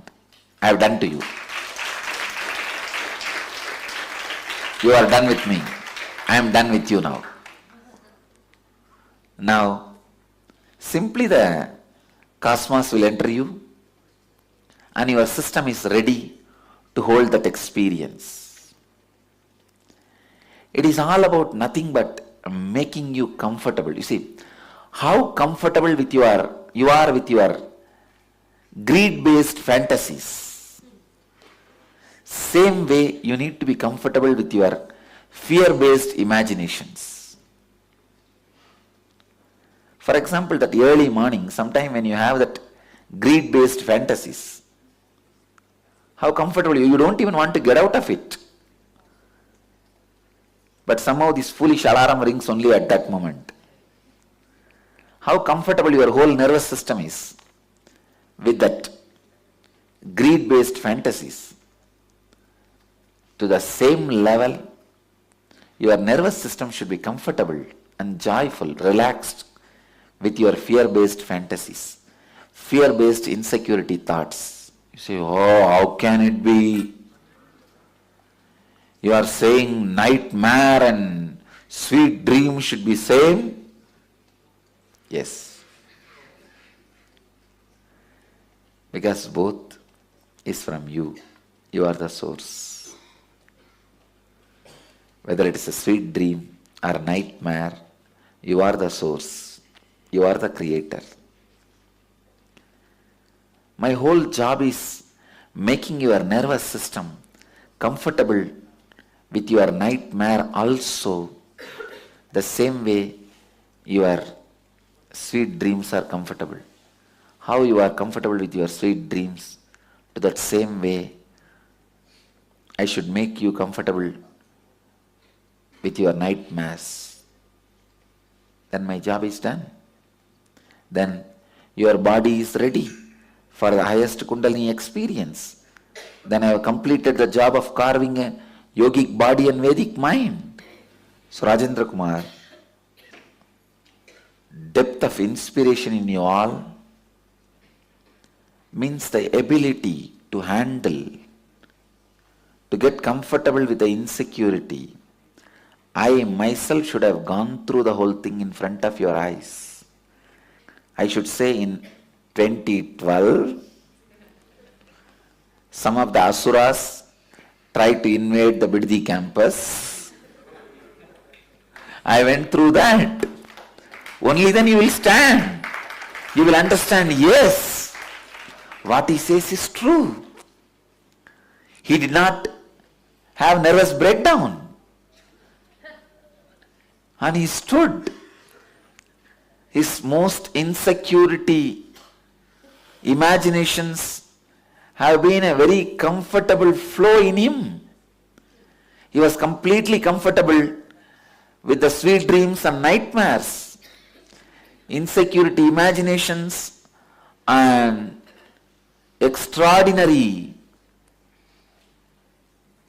expression of spiritual energy. See, morning, somebody does Pada Puja saying, oh, embodiment of all gods and goddesses.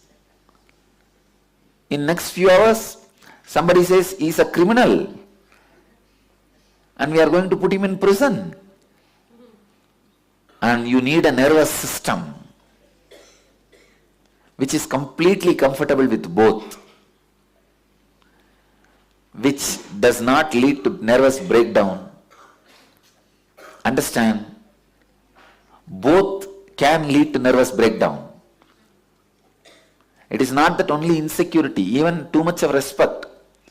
Suddenly, you see, in your house, the people who live around you suddenly starts respecting you like a god. What will happen to you? You will go crazy. In 2 days, you will go mad. You will become loose. You will say, no, I am ordinary. Whether fear or greed, disrespect or respect, both can make you crazy. Your nervous system won't be able to handle. And if both are happening at a time,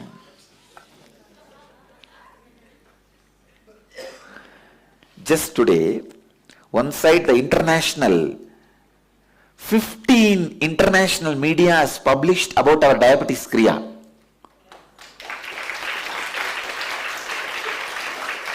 15 international magazines. And in Tamil Nadu have published articles putting so many nonsensical allegations on me. Both happening in same way, same time. You'll become mad.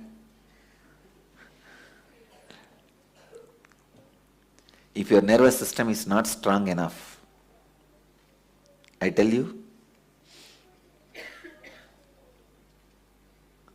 preparing your nervous system strong enough to hold the fantasies of greed and imaginations of insecurity.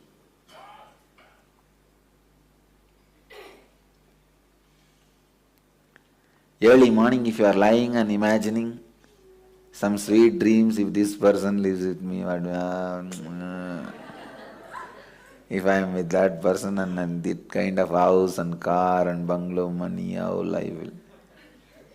Whether you are drooling or shaking,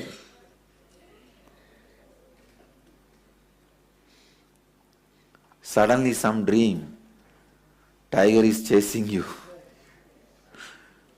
and a huge python is trying to swallow you, or you lost all the money in your share market, your net worth has melted down. I tell you, the real your net worth, which can never melt down, is inner awakening.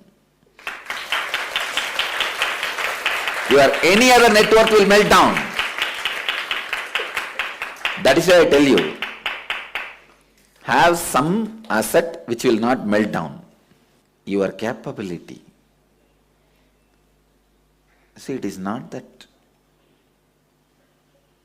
that easy. You can hide and cover up your fears and insecurity and live your life. Your stomach will get churned. You will have diarrhea. This time in the prison, the jailer was the head of the jail. He became very friendly with me. He was a devoted person. I have never seen a jailer falling at the feet of an accused. The moment I was taken inside the jail, the first thing he looked around, and when there was no media camera, he fell flat at my feet. I was shocked. Oh God, what is going on? I blessed him, be blissful. And he was not even getting up. He said, put your hand on my head and bless Swamiji, only then I will get up. I blessed him. He says, I was so happy the moment they said they are bringing you here. I said, what do you mean?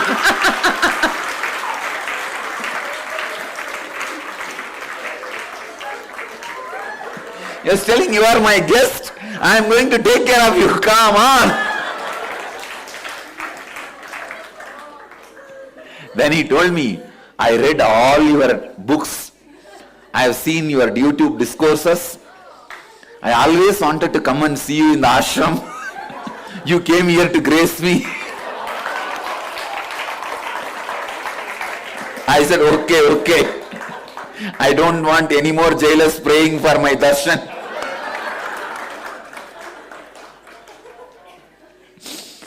And he said, please accept my hospitality.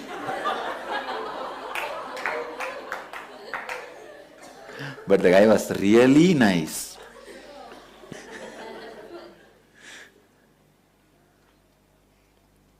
It's not that easy to hide the insecurity if it is there inside. Understand?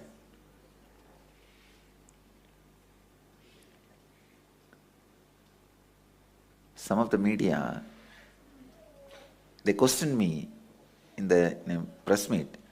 Are you trying to hide your insecurity by constantly smiling? I told them, why don't you try? Why don't you try? Try to hide your insecurity by constantly smiling. Let me see how much you are successful. You need a special nervous system through which the current of insecurity and the current of future possibility both can flow. I tell you, when you are always in the peak, means the future, this side is also possible and that side is also possible. Only then you are alive. I tell you, somebody may think I am a good guy, somebody may think I am a bad guy, but I can tell you about me, I am a living guy. I am alive.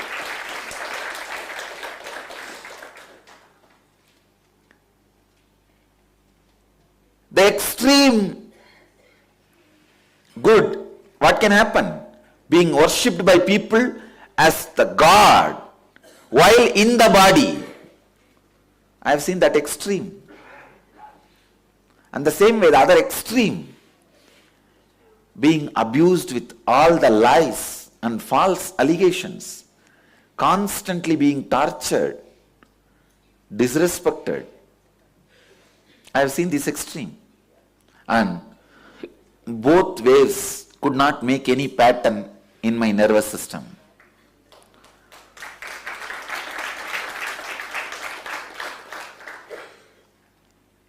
Birds don't leave footprints in the space. Same way, both does not leave any footprints in my nervous system.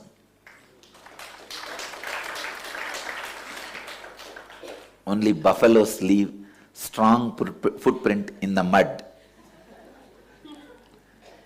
If your inner space, if your nervous system is more like a mud, only buffaloes walk in that and leave a strong footprint. You can see. In the mud, when the buffaloes leave, footprints are formed, and then when it dries in the sun, it is frozen. It's dried. It becomes permanent. Mud is your weak nervous system. Buffalo is the experiences happening on you. When the sun is exposed to that footprint, it becomes like a solid stone after drying up. Life's various other experiences are the sun's exposure to that footprint, so it becomes a permanent pattern in you. But if your inner space is like a sky,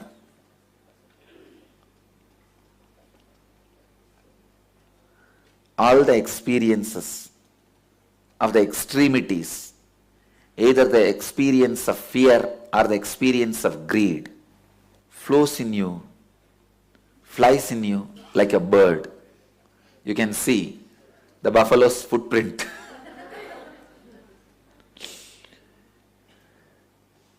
If you are a mud, you carry only this.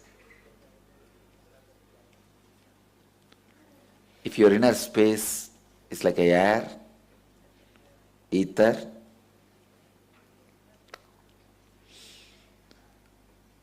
every experience is like a bird which does not leave any footprint.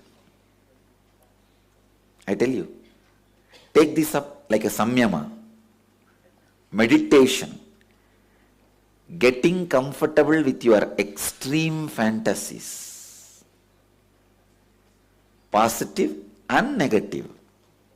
Please understand. Your extreme fantasies positive, your extreme fantasies negative. Both. Get comfortable. Yes, if that happens, if that is the way things happen, what can be done? Okay, next.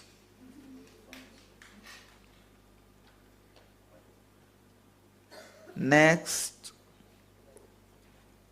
That's it.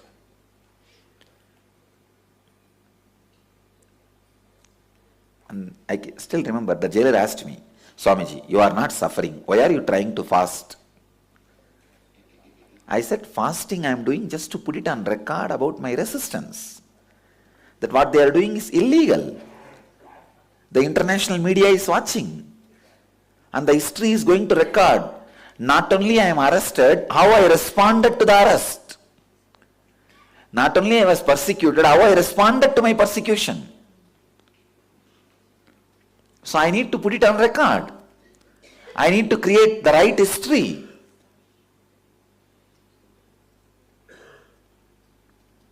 I am not suffering.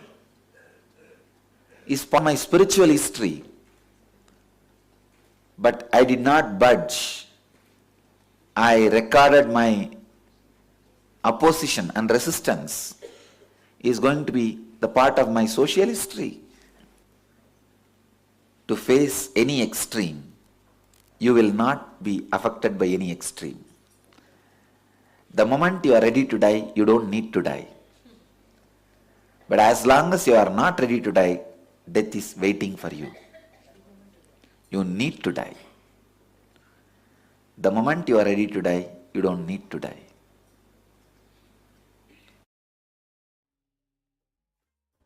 Yes, the moment you are ready to die, you will not die. And if you are not ready to die, you are going to die. So this is the way Swamiji introduced when you are ready to die, the bhakti flows in you. And the moment you are ready, you know that you are not going to die. Yeah, so now let's move into an internalization exercise on what prevents bhakti.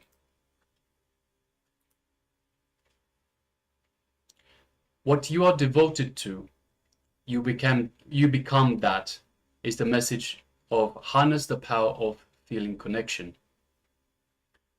So let's take a few moments and write down what you are devoted to. Which 11 powerful cognitions inspire your life and empower your feeling connection with Swamiji. So requesting participants, grab a pen and paper and write down 11 powerful cognitions which inspire your life and empower your feeling connection with Swamiji. So please, just giving participants a couple of moments to gather a pen and paper.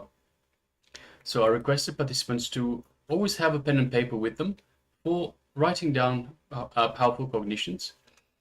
So now have a look through the powerful cognitions that you've written down from the start of the program itself and identify 11 powerful cognitions which inspire your life and also which empower your feeling connection with Swamiji. So we're going to display this exercise for you on your screens shortly. But please take a moment and write down 11 powerful cognitions that inspire your life and empower your feeling connection with Swamiji. Please go ahead.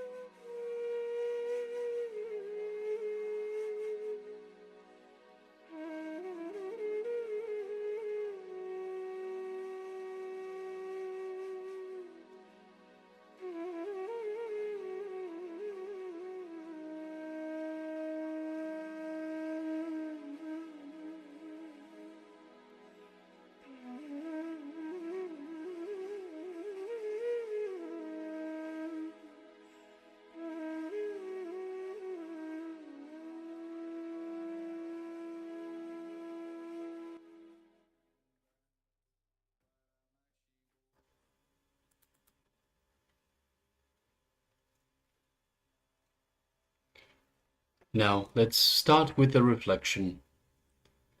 Take a moment to reflect on what you truly feel devoted to in your life. Consider the people, the principles, or practices that inspire your passion and commitment. Think about Swamiji's teachings and how they resonate with you. Ask yourself, what values or teachings from Swamiji do I feel most connected to? So once again, take a moment to reflect on what you truly feel devoted to in your life. Consider the people, the principles, or practices that inspire your passion and commitment. Think about Swamiji's teachings and how they resonate within you. Ask yourself this: what values or teachings from Swamiji do I feel most connected to? Please go ahead.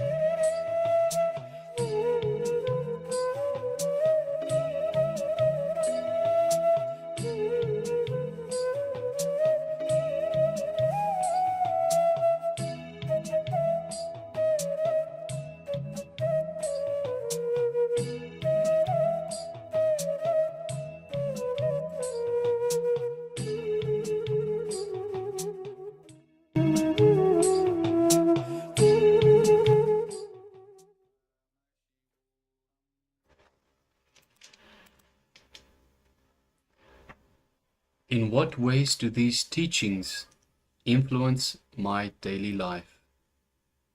So ask yourself this question as well. In what ways do these teachings, Swamiji's teachings, influence my daily life? An example. I am devoted to serving my community and upholding values of compassion and empathy. Or, I feel a strong connection to Swamiji's teachings about inner peace and self-realization. So please continue to identify in what ways do these teachings, Swamiji's teachings, influence your daily life. Go ahead now.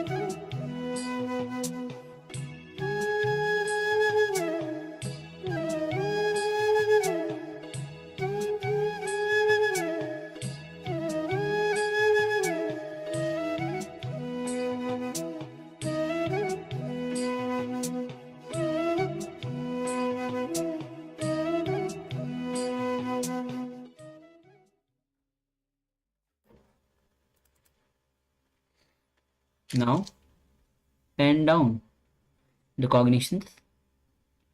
Write down your 11 powerful cognitions 3 times. Repeat this. This repetition enforces the idea in your mind and helps solidify your connection to them. You can format it in a list or sentences as you prefer. Again, write down your 11 powerful cognitions 3 times. This repetition reinforces the ideas in your mind and helps solidify your connection to them. Let's continue.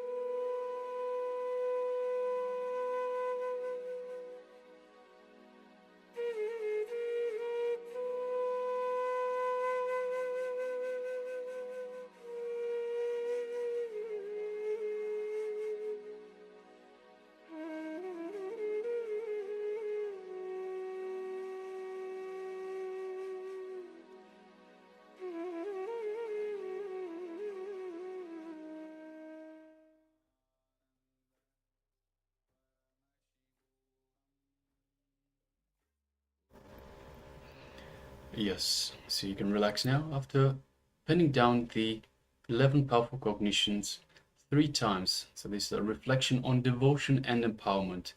We asked you to identify 11 powerful cognitions that you find important in your life, that guide your life, as well as the teachings, Swamiji's teachings that resonate with you, that you follow, that you feel connected to. So this is a personal reflection for your own self, for yourself, for your devotion and empowerment. Please make sure that you keep it with you and you revise it every once in a while. You have a look at it and remind yourself why it is that you are doing what you are doing. All right, so next let us move into the next segment, which right now is a Kriya. So Kriyas are powerful techniques that are developed by the Supreme Pontiff of Hinduism, infused with the superconscious energy of the Supreme Pontiff of Hinduism. This one is for tinnitus, so a Kriya for tinnitus. Yes. And the Kriya itself, there are so many benefits of this Kriya for tinnitus. Tinnitus itself means you have the, when you have some specific sound always constantly being heard in the ears. So of course with this Kriya, there will be drastic reduction in the constant experience of the sound that you hear. Apart from that, healing of other ear related issues that you have, that also will get healed. And there will be overall improvement in the mental clarity. You'll have the mental clarity and you'll have the focus after this Kriya. And there will be so much of, you'll feel relaxation, you'll experience relaxation, and reduction of the stress level will reduce drastically.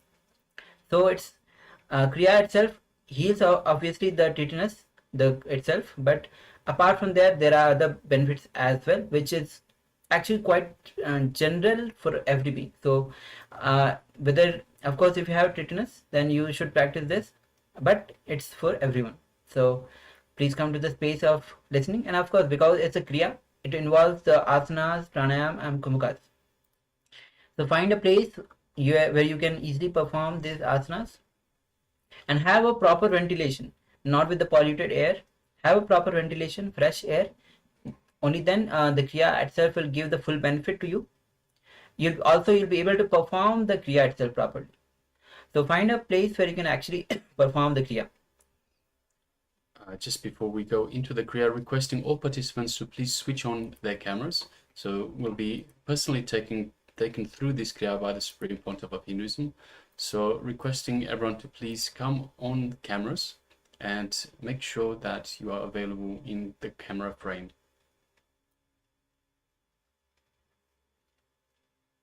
Okay, Alice has come switched on her camera. Okay, looks like she's driving. Okay, ma'am. So we'll be continuing, starting with the Kriya. Okay, so let's come to the space of listening.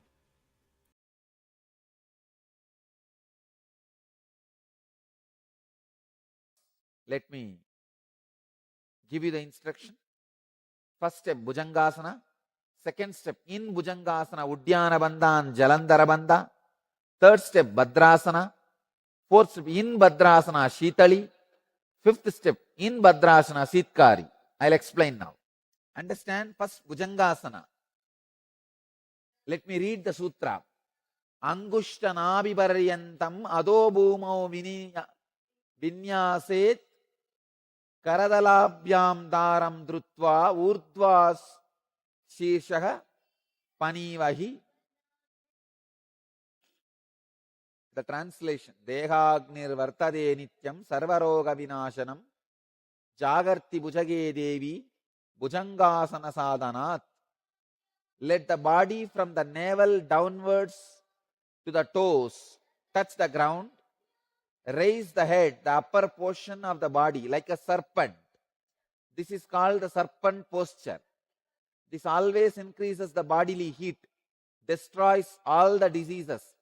And by the practice of this posture, Kundalini awakens. Lie flat on the stomach. I know you guys are waiting for me to demonstrate. Let me demonstrate.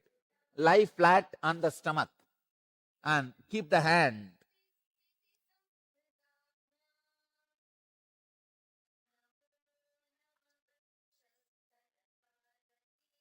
lie flat on the stomach, legs straight, feet together, and soles of the feet uppermost. Place the palms of the hands flat on the floor, below and slightly to the side of the shoulders. The fingers should be together and pointing forward. Arms should be positioned so that the elbows point backwards and are close to the sides of the body. Relax the forehead on the floor and close the eyes. Now relax the whole body, especially the lower back. Slowly raise the head and neck and shoulders, straightening the elbows. Raise the trunk as high as possible.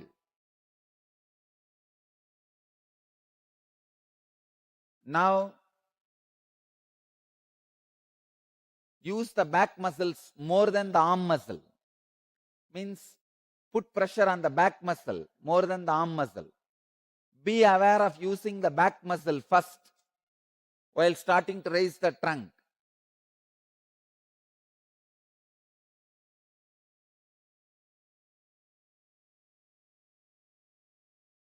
Hold in this position by closing your eyes.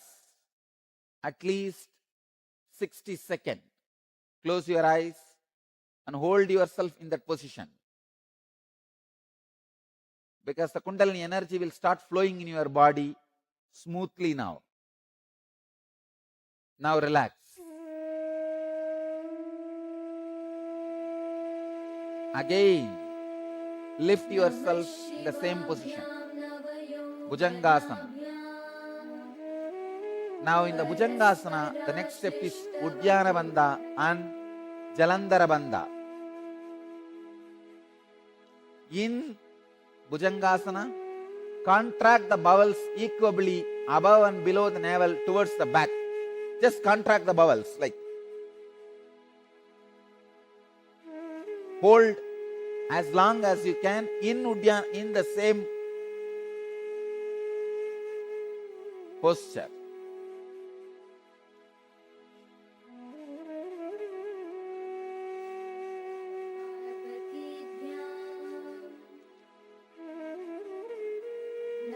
Do the Uddiyana Bandha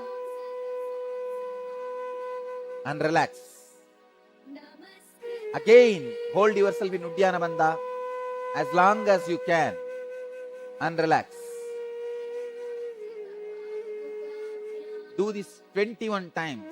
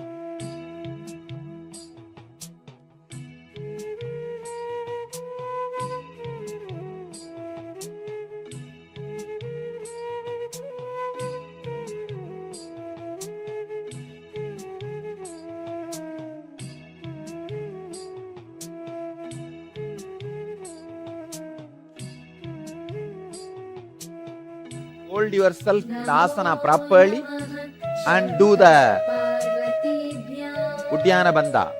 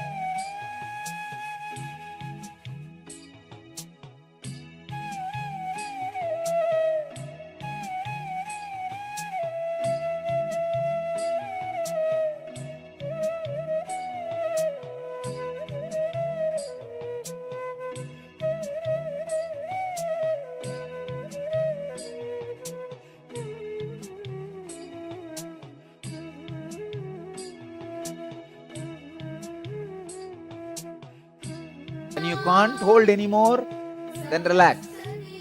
But again, hold in Uddiyana Bandha. In Bhujangasana, Uddiyana Bandha.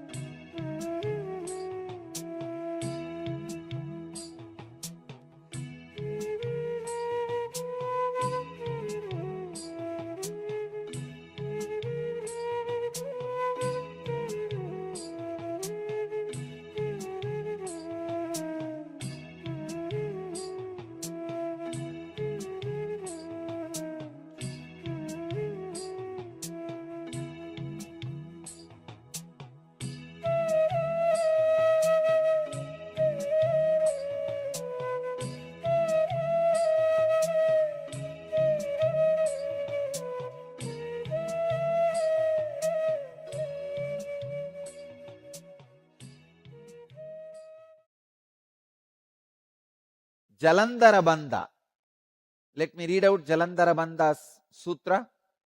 Kanta sankochanam kritva chibukam ritaye nyaset jalantare krite bande shodasa adara bandhanam.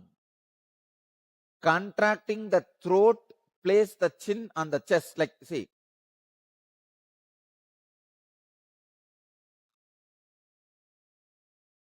Contracting the throat, place the chin on the chest.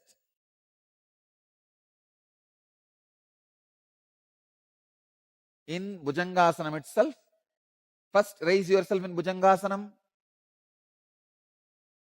And now put your chin on the chest. In Bhujangasanam, hold yourself in the Bhujangasanam and put your chin on the chest. Hold the breath, hold everything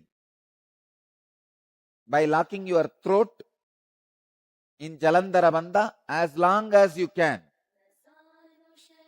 When you feel you can't hold anymore, relax. But again, hold.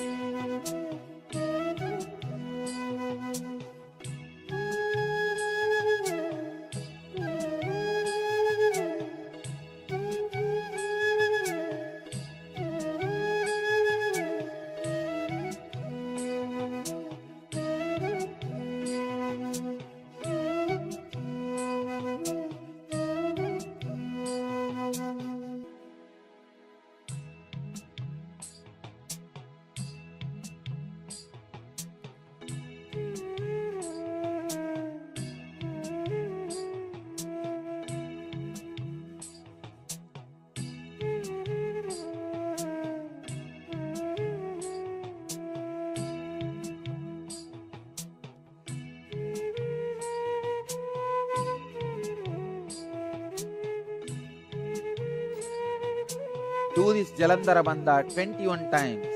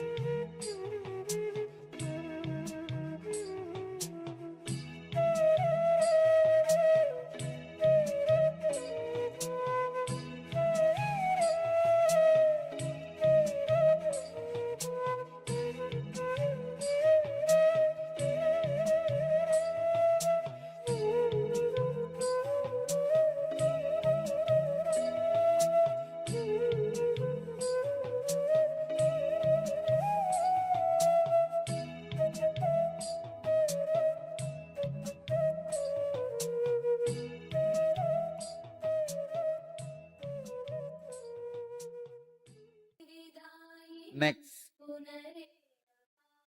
please sit up.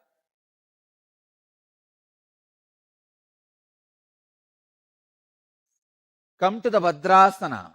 Put yourself in Bhadrasana. Bhadrasana. Let me read the instruction.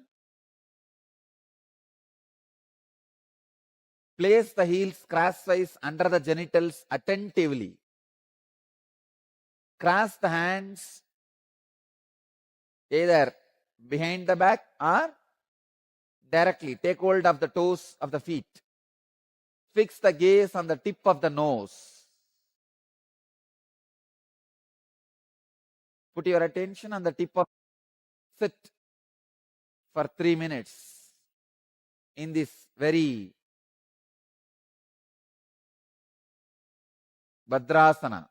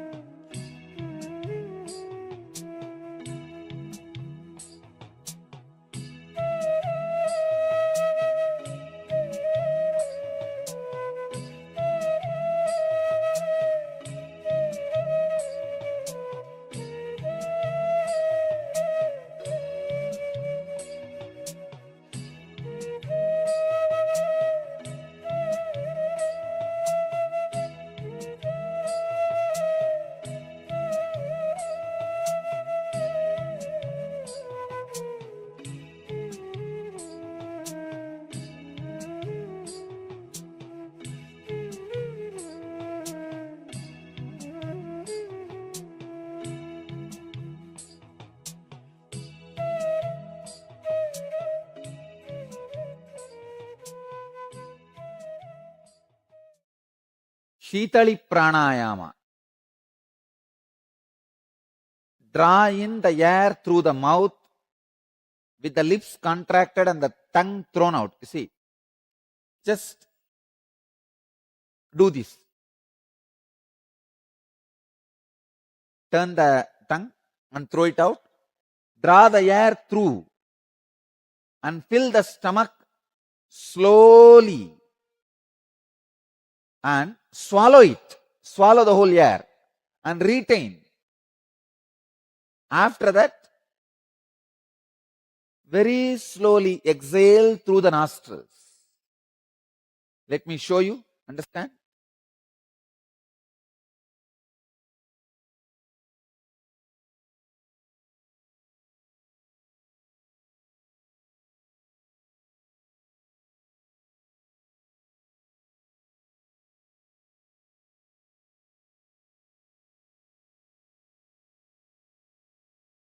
Do it. Start doing it. Doing the Shitali Pranayama 21 times. Draw the air through the mouth with lips contracted and tongue thrown out. Fill the stomach slowly. Very slowly.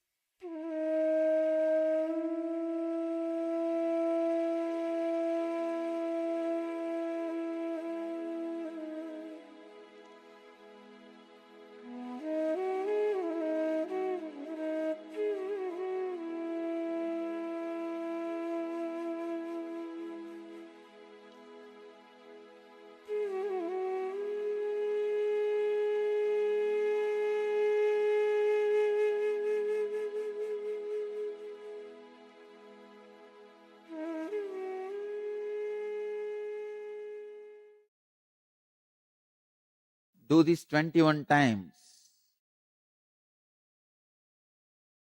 Inhale. Fill the stomach. Retain. Swallow. and exhale very, very slowly through the nostrils. Shitkari pranayama. Let me give you the step-by-step instruction.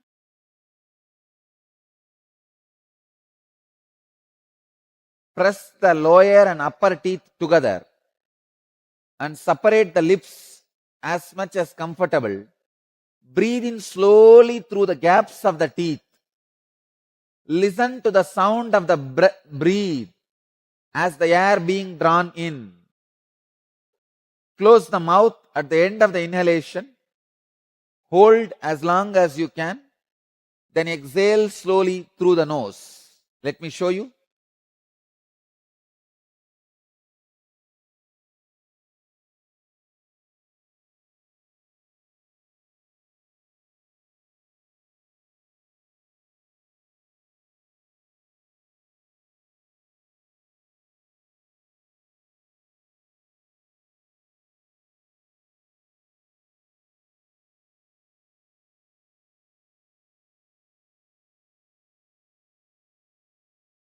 Do this 21 times.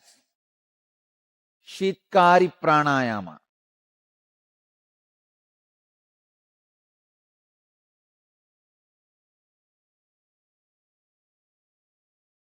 Shitkam kuriyat tatavaktre granenaiva vijrumbigam evam abhyasa yogena kamadevo dvitiyakaha.